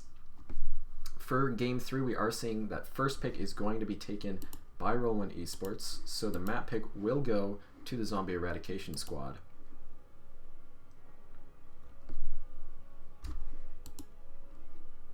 Alright, so we should hopefully get the map pick any moment now, but here, let me actually show you the talents real quick. I didn't show those off quite yet. Bit of an interesting build for Sylvanas, a kind of hybrid auto attack build, going for the Overwhelming Affliction there at 1. Normally you see, I believe there's a Q talent there, unless I'm insane. I was playing Sylvanas just the other day, but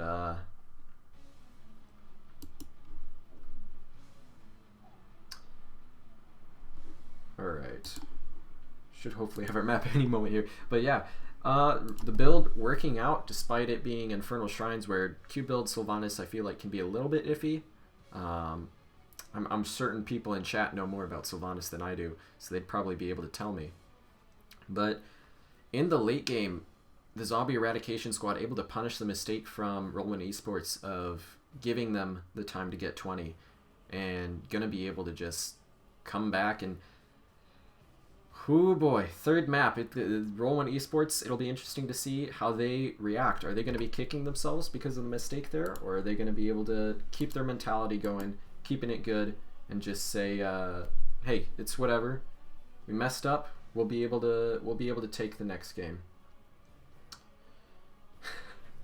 we had a map said, but it was a map that was already banned. So I'll go ahead and show you guys the maps that are currently in the series so far. We did have Alterac and Garden of Terror banned by Roll1 Esports, and Sky Temple and Battlefield banned by the Zombie Eradication squad.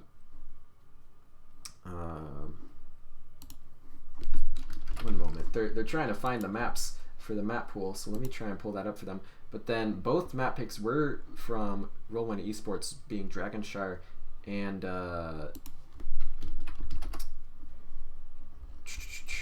and Infernal Shrines, which we just saw. Sorry, I'm a bit distracted here trying to find the map pool for them. Looks like we're going to go ahead and see Volskaya Foundry for our third map. Let me get that entered in here.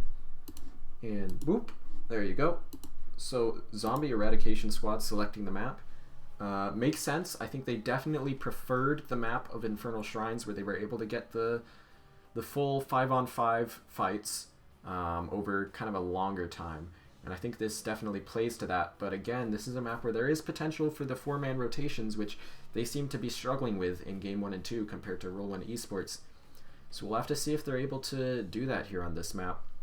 If they are able to rotate effectively, avoid getting picked. I think if they are, they had very convincing team fights when they weren't kind of overextending and having those crucial deaths in the early game of Infernal Shrines and throughout the game on Dragonshire. But I think really this can go any way. I think mentality definitely has to be a thing. This has been a long series. We're about an hour 50 minutes out from when it was when everyone got into the we're an hour 20 minutes out from when everyone got here initially. Have a lobby here, so that was that noise that you guys heard. But I think we can expect a lot of good play from both of these teams. I think we're going to see a fun map. I think if we see either team shake things up, it'll be here. Probably from the side of Roll1 Esports, maybe looking for a beefier tank, pun not intended there. But also I think maybe we see a bit of a shake-up here from Zombie Eradication squad. They seem to not be able to follow up the taunts until the very end of the game, and even then it was more so the taunt was used to peel, maybe. So we'll have to see how it goes here. So we do have both teams in the lobby. Should be starting any moment now. Hydra's so young. Yeah, dude. I'm like 19 or something. Are when you are. We've got some bio breaks for these teams. Can't blame them. Once upon a time, Hydra was gonna cast our match. Yeah, it's true. I was, and then I realized it was an actual match. But now I'm signed up. Now I'm here. I'm casting Heroes Lounge. You just gotta register again, and then I can cast your match for sure. All right. Looks like we are ready. We should be jumping into the draft pretty soon here. This will be the first draft where we have first pick in favor of Roll1 Esports. They had map pick for the first 2 games, so we'll have to see how that changes things up. Ooh, Zloth, thank you. Thank you. But we're on Volskaya Industries. Volskaya Foundry, sorry. Announcer says the wrong thing. Like, I don't know what I'm supposed to do if the announcer doesn't get it right. But here we are. This time first pick in favor of Roll1 Esports. So are they going to let the Deathwing stay out? Are they going to let the Johanna stay out? Those are the things that I'm going to be watching for. And how does the ban pattern change? Because I think that is going to be one of the biggest players here in this draft. Valk, you're correct. I am 19. And as someone who is 19, I am similar to people who are 19. Therefore, I am like 19. We're going to see the Sylvanas banned out. Interesting. I think the split pushing, while it wasn't super effective at keeping Zombie Eradication Squad in the game, as they did lose a lot, I think, as a result of it, it was something pretty crucial in allowing them to get back into the game. We're going to see a Varian ban as well coming out, as well as the Kael'thas and Yrel ban. So Deathwing being left up. Are we going to see it first picked? Is all of the comfort picks getting banned out here? Are we going to see it from Big Beard? Or are we going to see it in the 4-man as some teams play it? We're going to see it from Zab, so potentially a 4-man Deathwing here. We'll have to see if that gets swapped off at the end of the draft or what happens there. But Deathwing finally getting to see some play. He's been banned out so much, or just ignored by teams, electing not to ban him out.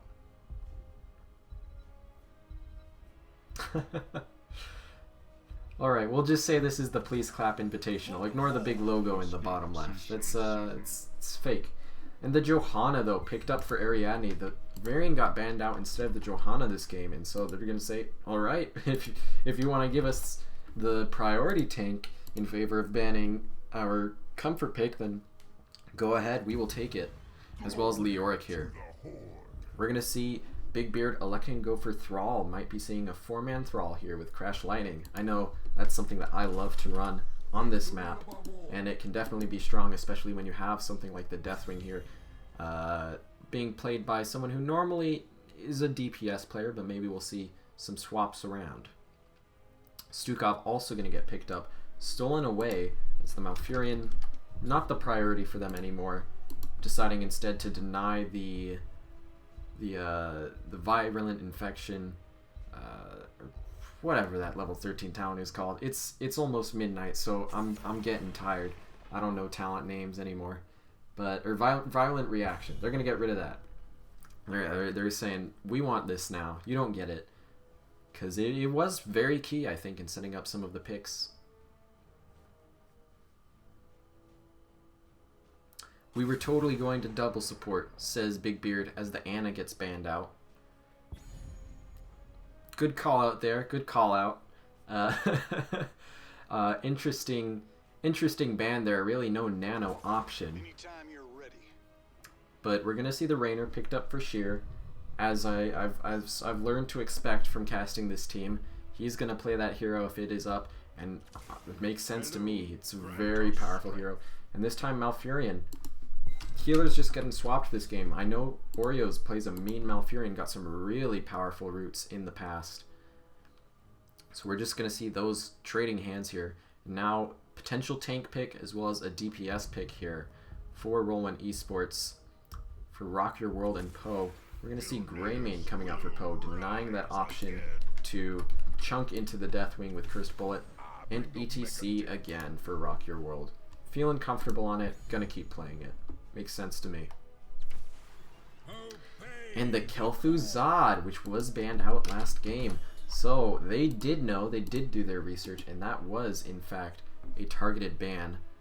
So we're going to see it coming out here. Is the Kel'Thuzad the thing that's going to be able to shut down the Deathwing team?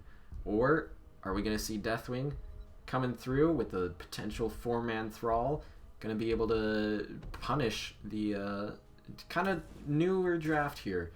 Bit different from what they've been running so far on the side of the zombie eradication squad.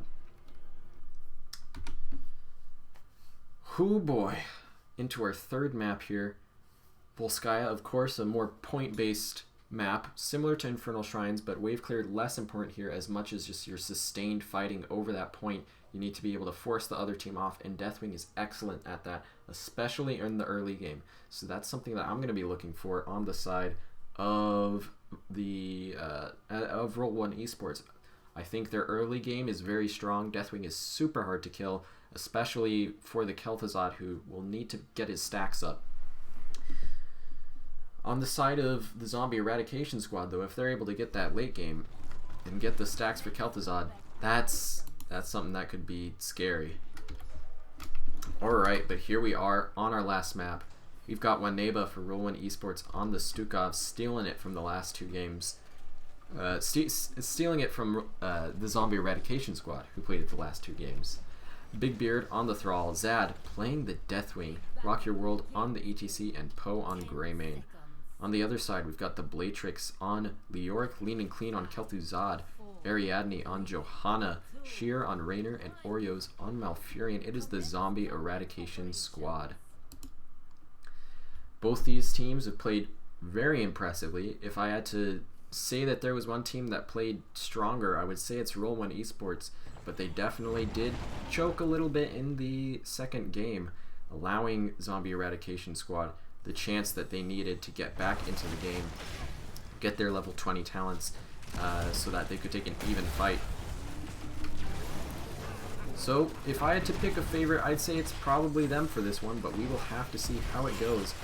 Rock Your World already at 2 stacks on the Prog Rock, as we're going to see Rolling Thunder at level 1, interestingly enough, for the Thrall here, looking to chunk into the pretty beefy front line here with Leoric and the Johanna. Gosh, it is so late. My note to self, don't do casts at 10:30 p.m. anymore. I'm pretty sure I'm signed up for one at 10:30 later this week, but hey, you gotta go as you go. We're gonna see both teams going for 4-man rotations. Deathwing actually spitting off a little bit from his team as turrets are coming up about 20 seconds ago. Neither team taking it yet, which is something that you normally want to see on this map when it comes to the macro patterns. And it looks like the blue team really just trying to rotate around Kel'Thuzad, maybe. Hence they're pausing up there, as he's sitting at only 4 stacks. Right now we do have Greymane and Stukov taking their turret camp. Red team still not even rotated to theirs, although it looks like Raynor and Malfurion are going to go ahead and start that now. But up a turret, Roll1 Esports says, alright, where you have the item advantage, we're just going to take another item in the support camp, the healing beacon here. And that is a great play for them. They're even up level 4s thanks to some faster rotations here.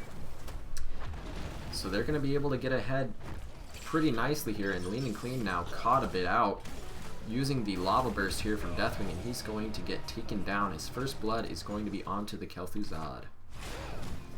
We have a Fire Breath build being started, pretty much what you normally see in the 4-man Deathwing iteration.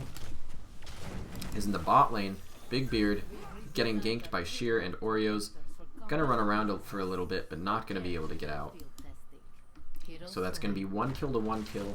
XP, though, in favor of Roll1 Esports, as they've been able to keep up these rotations, whereas the gank did mean that the Zombie Eradication Squad did fall a little bit behind.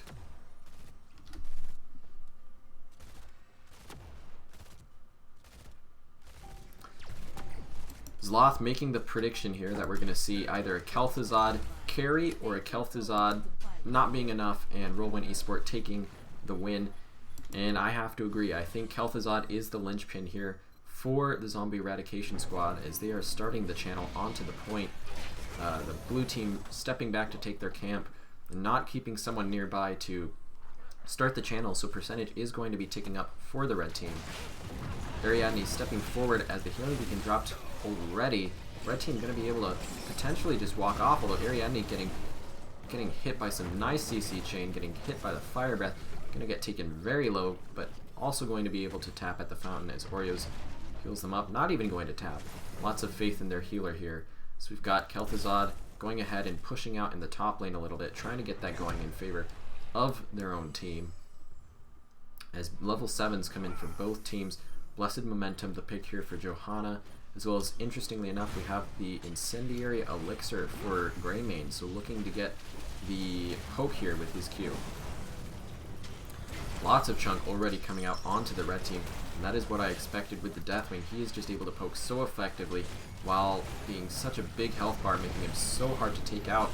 The Unstoppable now getting used for Johanna, but she did not go into the hold your ground at level 1, instead opting into Laws of Hope, and that is going to result in her getting taken down.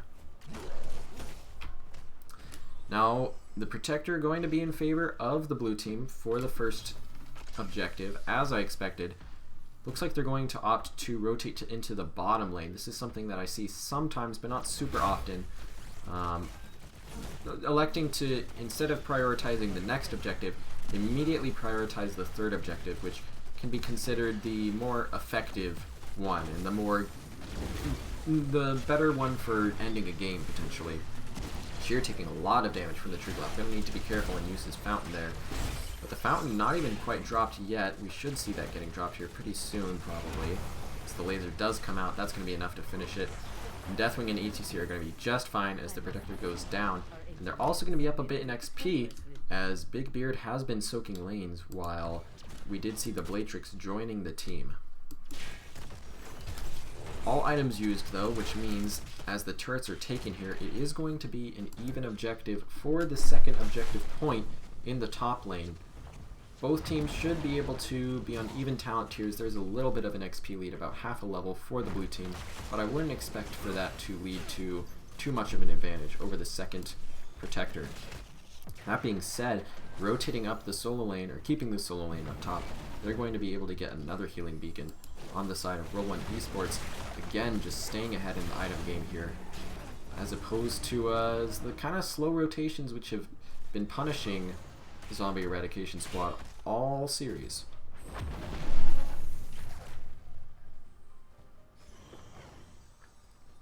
One interesting thing that I do now notice is we have Paralyzing Rage for Leoric opting to not go into Neil Peasants, which would allow him to double soak very effectively, as well as just have much stronger wave clear. So a bit of an interesting choice, trying to lock down the team of Roll1 Esports here a bit more.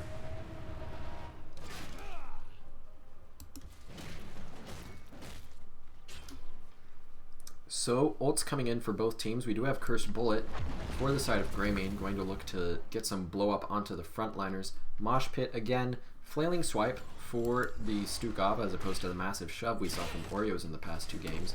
We're going to see Earthquake for the Thrall, and then on the blue team we're going to see Malfurion currently holding Entomb for Leoric, as you would expect, Hyperion again for Sheer on the Raynor, and Blessed Shield for the Johanna. Currently, Kel'Thuzad sitting at 16 on his baseline, so that is going to be the Glacial Spike unlocked. Going to be able to potentially look for those single-person blow-ups, but not going to have the spell power here that he definitely needs, I think, to be able to effectively teamfight here.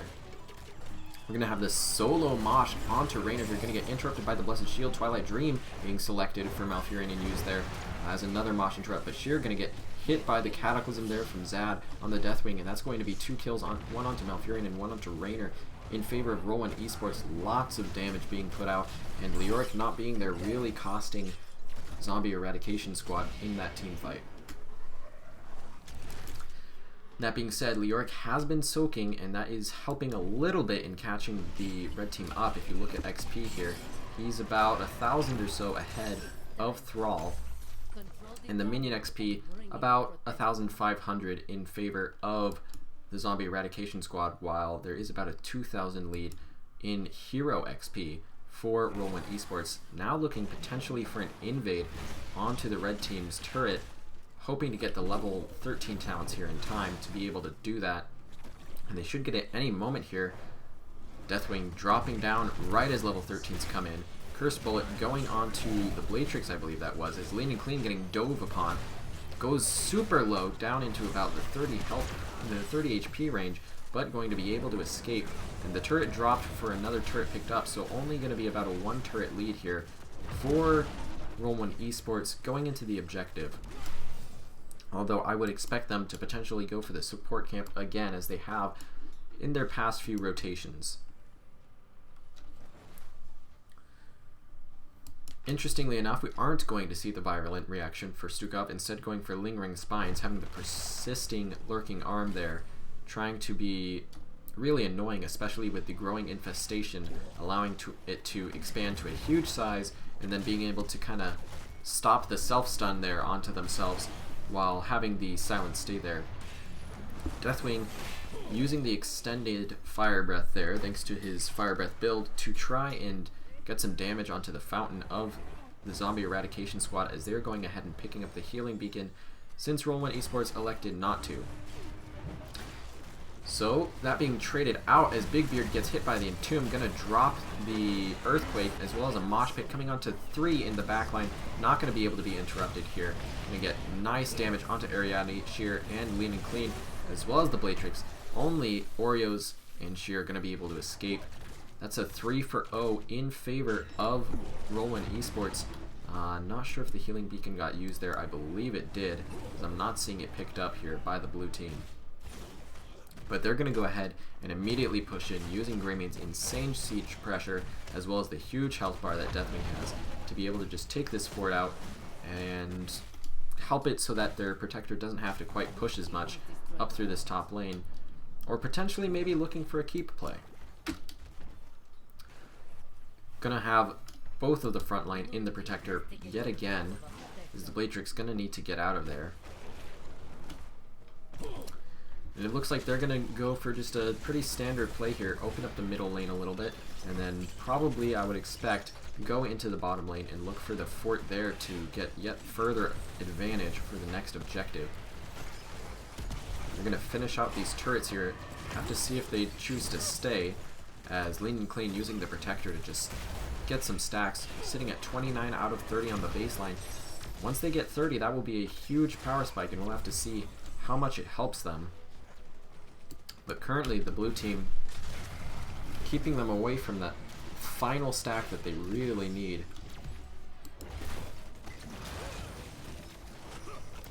The protector was very effectively chunked by the Zombie Eradication squad, I do have to say. It got the front wall and the fountain in the middle lane, but it's not going to be able to get any damage onto this fort, it looks like. Just trying to poke with the ranged abilities here, but not going to want to get too far forward in case of potential follow-up on the mech explosion there.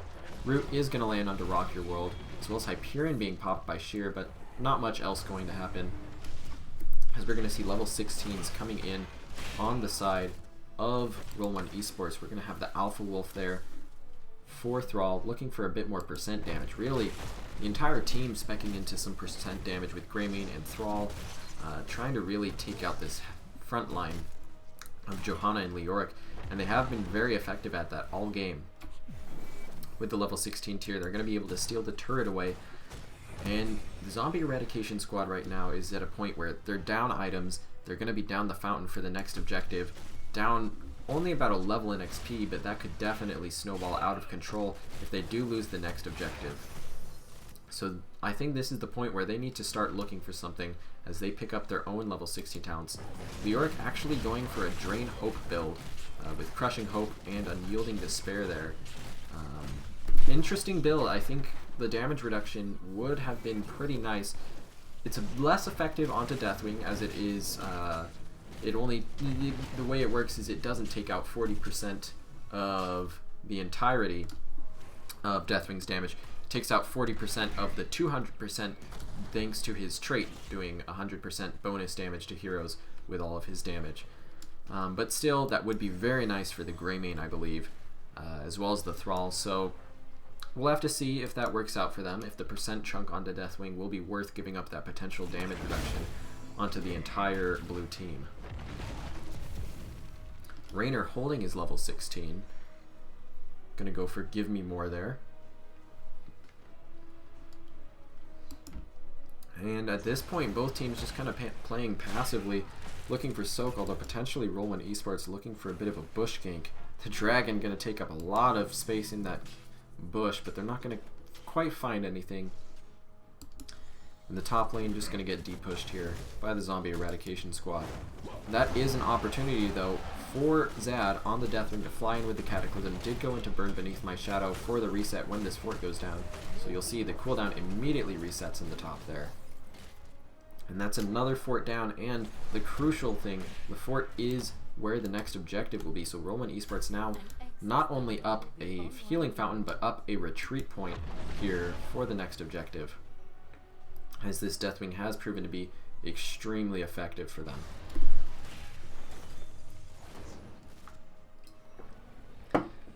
Zombie Eradication Squad going ahead and taking out as many minion waves as they can, but level 20 is only about a level away, and now we are seeing the aggression from them.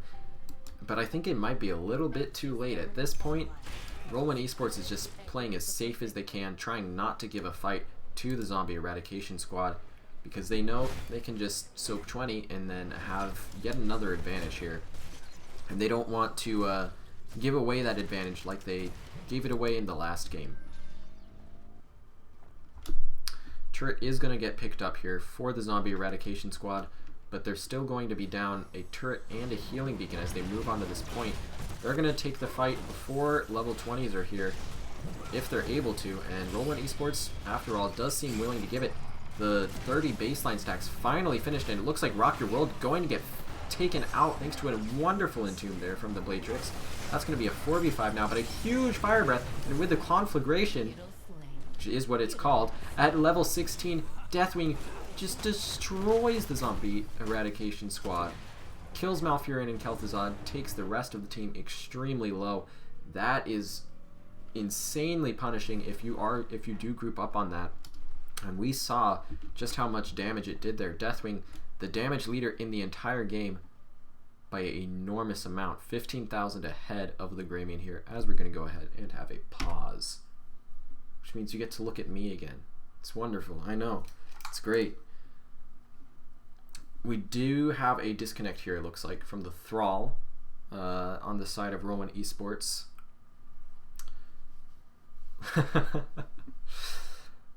So hopefully we'll be getting them back in here any moment now so we can finish off this series. But yeah, things are looking super good here for Roll1 Esports. Haven't lost a single fort, hardly even having taken damage to the walls on their forts. As I look at the map, I'm lying. They've taken wall damage, but no damage to fountains, no damage to forts.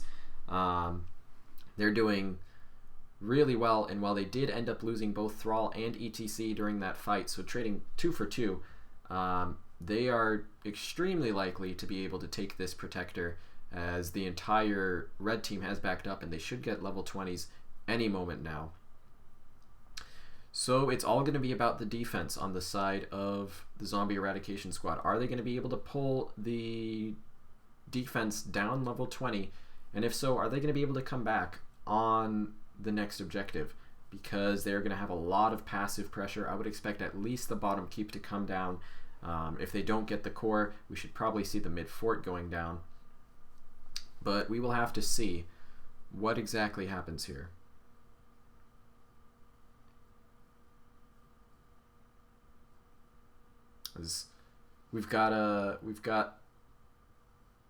I'm completely lost on what chat is talking about. Talking about sending games to people. Who knows? But so far, looking pretty good. Girls going crazy for Hydra. Yikes. No one told me that until now, I guess. But apparently, I don't know if that's I believe Valkmore only has one girl, so I assume it's just girls in general. So unfortunately, I guess I'm not being watched by all kinds of viewers. Late night hero description. Oh, hold up.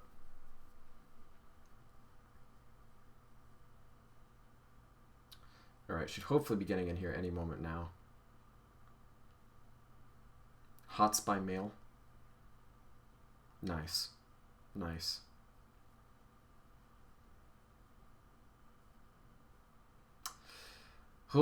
I'm tired. I guess I gotta do an interview after this too. I'll probably keep it short. But yeah, hopefully it's been enjoyable. I have enjoyed casting it, although it has gone a bit longer than I anticipated. We're almost at the 2-hour mark, but looking like it's gonna be strong. Don't sell our diversity short. All right, I won't sell the diversity short. I don't remember why that's being brought up. I at this point in the night, I have the memory of, I would say, a goldfish, but goldfish actually have pretty good memory, contrary to popular belief. So my memory is not quite there, though. I don't remember what I said about 60 seconds ago to bring that up, but all right. Looks like we do have the computer back on for our missing player here. So hopefully we should be able to get back in here any moment now. In theory.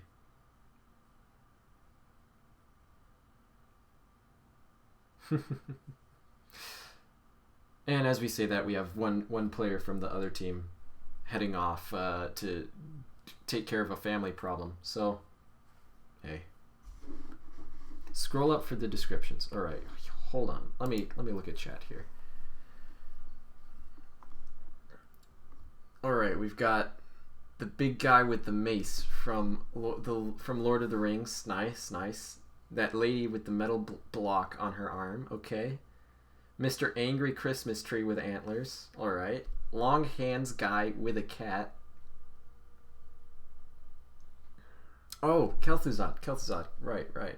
Green Deus Ex Machina. So that's gotta be Deathwing because it's got the green screen. Never mind, because the next one is the dragon from Neverending Story but evil, so that's gotta be Deathwing. Okay, so who's Green Deus Ex Machina? Oh, it's Thrall. Of course it's Thrall, because it's green Jesus. Mr. Almost Davy Jones. So that's gonna be Stukov because he's got the Fishman skin. All right, I got it. I got them all. Boom. Those were some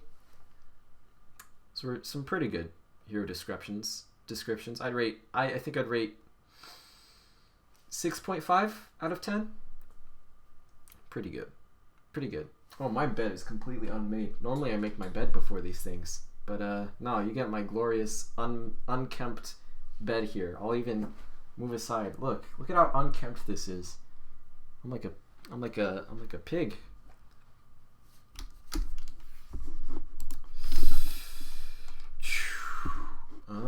Okay, looks like the person didn't get a prompt to rejoin.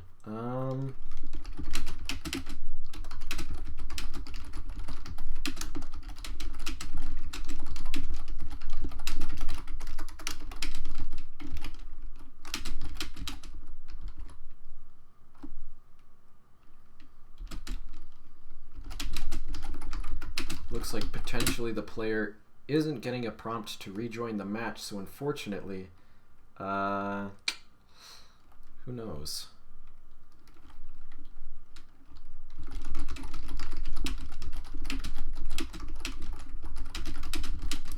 Man, if we end up having a team win here because of a bot, I'm gonna feel pretty bad. Yeah, Nikel's calling me out. Girl's not going crazy for my unmade bed. Dude, I wouldn't go crazy for my unmade bed. Granted, I don't know. I make it right before I go to sleep so that the sheets are like layered correctly, but I never make it in the morning. I only make it so that I can go and get in it and make it unkempt again. Oh, that's true. Zloth did call me handsome. I remember that. That was who knows how long ago. All right.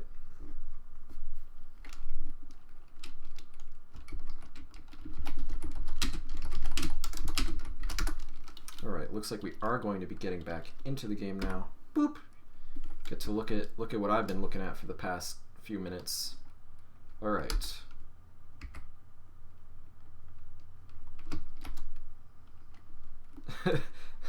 Oreo is still AFK. Never mind. Back to unkempt bed Hydra. Oh, okay. So maybe both teams continue without a player here, if all things.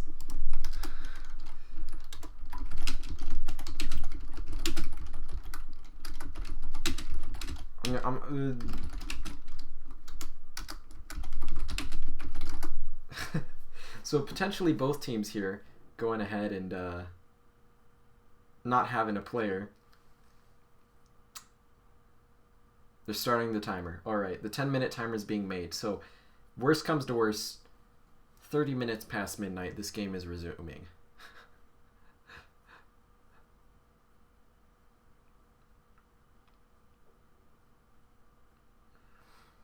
All right.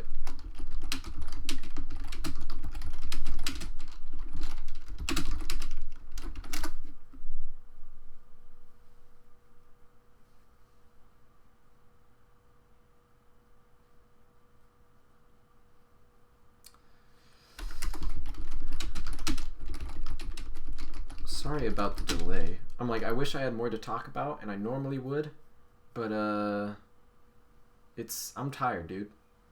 I wasn't quite expecting it to go this late, as I have said many times, and I'm just repeating myself at this point for the sake of conversation or something. But unfortunately, one team had a player who took the opportunity to go and deal with something, and they are not back yet. Well, the other team seems like their player isn't quite being allowed to reconnect either. Oh, looks like we do have both teams ready. All right. 3, 2, 1. And we're back. Oh, and we're paused immediately. Yikes. Look at these stats. Wow. Aren't these stats great? Better than my bed. And we're still waiting on players. I walked a few feet, says Sheer. Let me see. Let me check. Did he move? He moved. He did. It's true. You know what? Let's take a tour of the map. Let's take a tour of the map. Top lane got a little bit of pressure. Looks like 2 catapults going to be stacked up here. Mid lane, still fort up for the red team, so that's going to be even. If we're looking at items, I think both teams currently have none.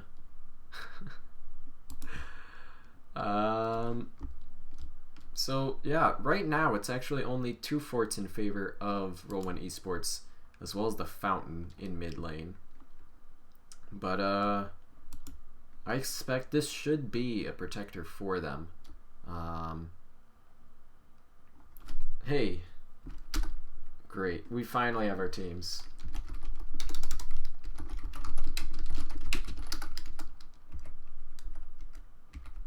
And we're gonna go ahead and get going. Wait, sigh. It's alright, it's alright. It's alright, she's dead, so you don't have to worry. Alright, so looks like they are going to go for the fight, interestingly enough. They are down 20s right now. And the Cursed Bullet coming out, trying to use the Massive Shove to force them off. But it looks like gonna opt for the safe play here, gonna just go ahead and get 20. I like that from Roll1. I think that is the right play. They didn't quite take advantage of 20 last game. And now I see Valk is sending me all kinds of questions right as we get into the game again. So unfortunate. I will answer those. I will answer those once we get out of our game here and out of the interview. I'll have a post interview with me where I go ahead and do that for you. But right now we've got a protector coming in for the blue team.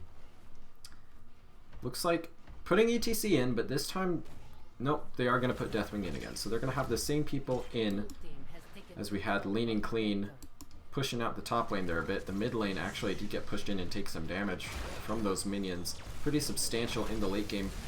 And looks like Lean and Clean is just trying to find level 20s for the team right now, because they still don't have it.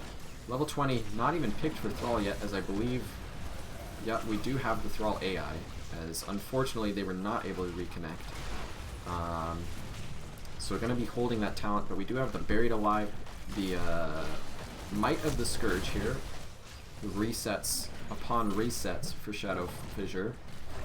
Thrall getting a little bit caught out here, as we're going to have Cataclysm coming up for Deathwing, but Thrall gets finished off. That is unfortunately not super surprising, as the AI, well known to not be superb. But the keep is going to go down, and a one-man Mosh, two-man, thanks to the flailing swipe there, onto Oreos and Ariadne. The Blessed Shield whiffs, but the Death Mosh now, oh, the Death Mosh is enormous. Johanna, Raynor, and Malfurion, maybe not Johanna, thanks to the trait there and the Indestructible. Nice combo onto Poe, but going to be able to get away, and that's a nice comeback from the 2 kills that were had, thanks to the engage there from the red team. So Deathmosh getting the value that was called out in the past few games.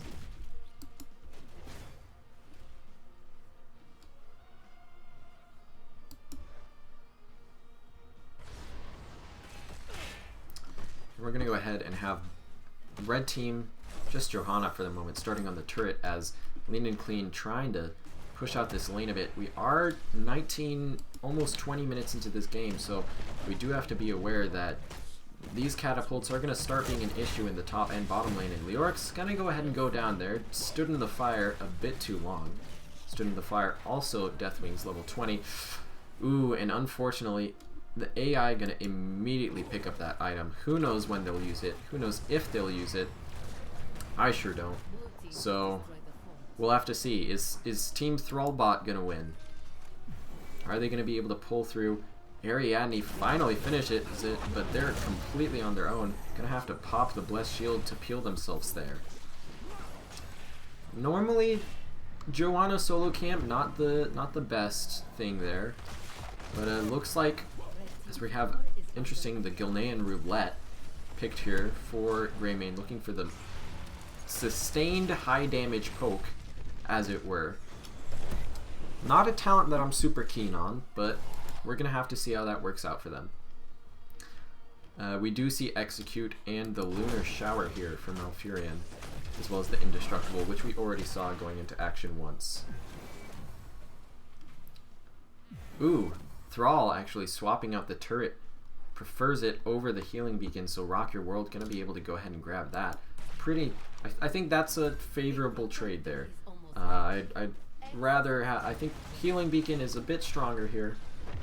We're going to have red team pushing in a little bit, but really just Deathwing's zoning potential here is so powerful against them, and they also have Leoric currently keeping the bottom lane pushed out so that they don't get destroyed by that constant catapult pressure. As they still haven't taken a fort in this game, they've done decently well in these late team fights, in part potentially due to Thrall bot, but currently they're struggling a little bit because of the fact that they weren't able to get that early pressure. Rock Your World taking an insane amount of damage and going to drop. Deathmosh not getting value this time, and the death and the silencing Entomb onto Thrallbot. He's going to be able to potentially get out.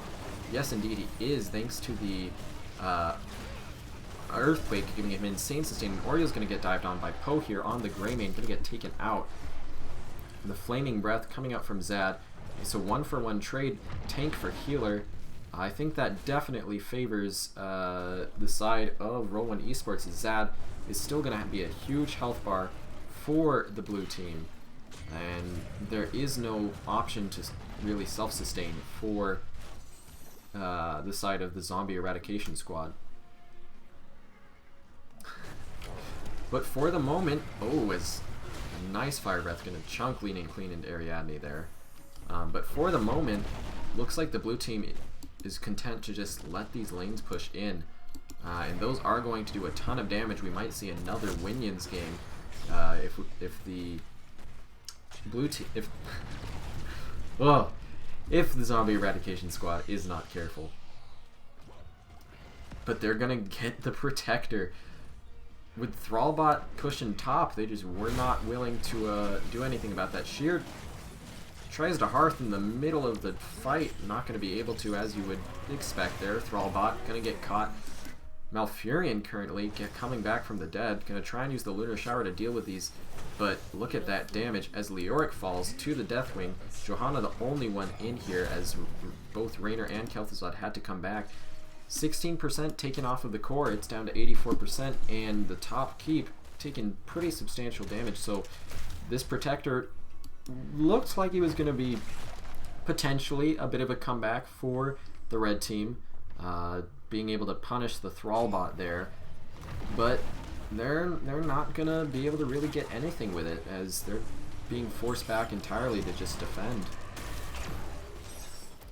Mean and Clean looking for a bit of a combo there. Not quite going to be able to get it onto anyone though. As they're finally going to start pushing out yet again. And we have a fourth Protector, which isn't really going to get much of anything. Leoric coming down to push out the bottom lane. Kel'Thuzad and Malfurion sitting in the mid lane. Johanna and Raynor even actually need to be a bit careful with this. If they try and push in too aggressively, they might just get killed.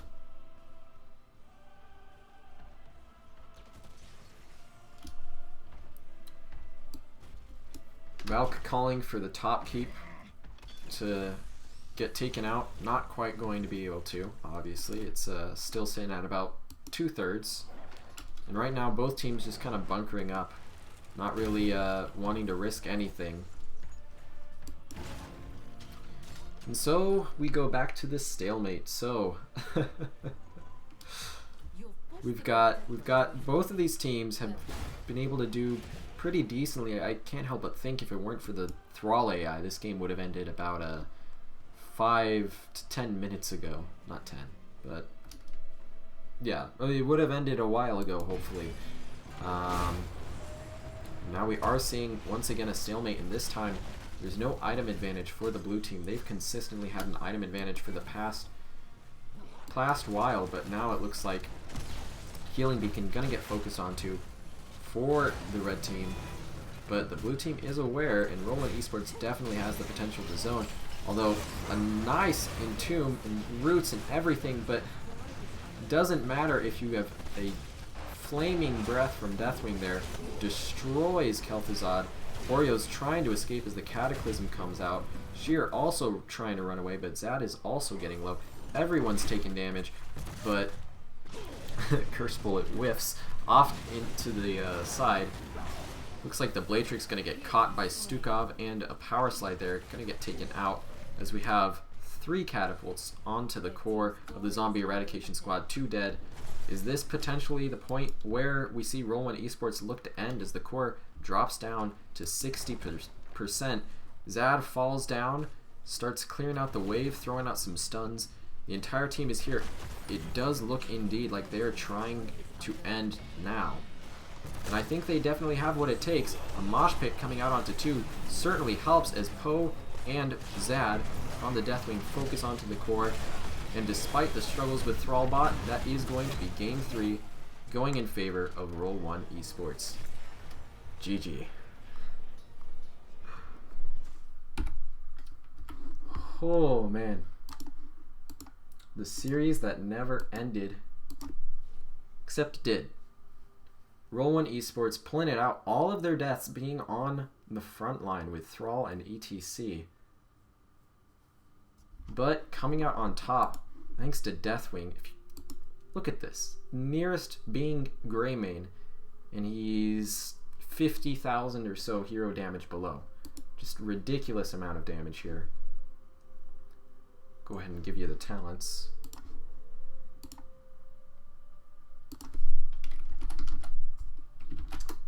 I think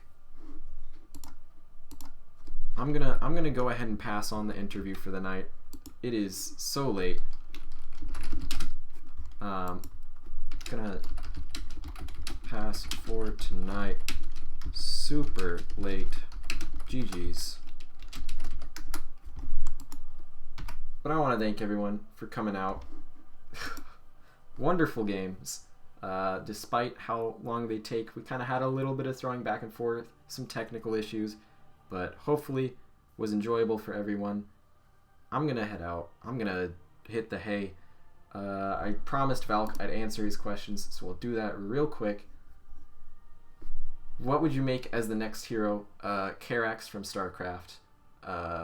What is your current favorite skin? Ooh, that's a hard one.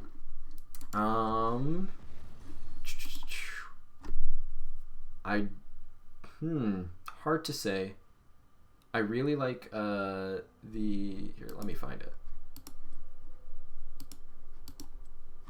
Right, I really like this Kerrigan skin.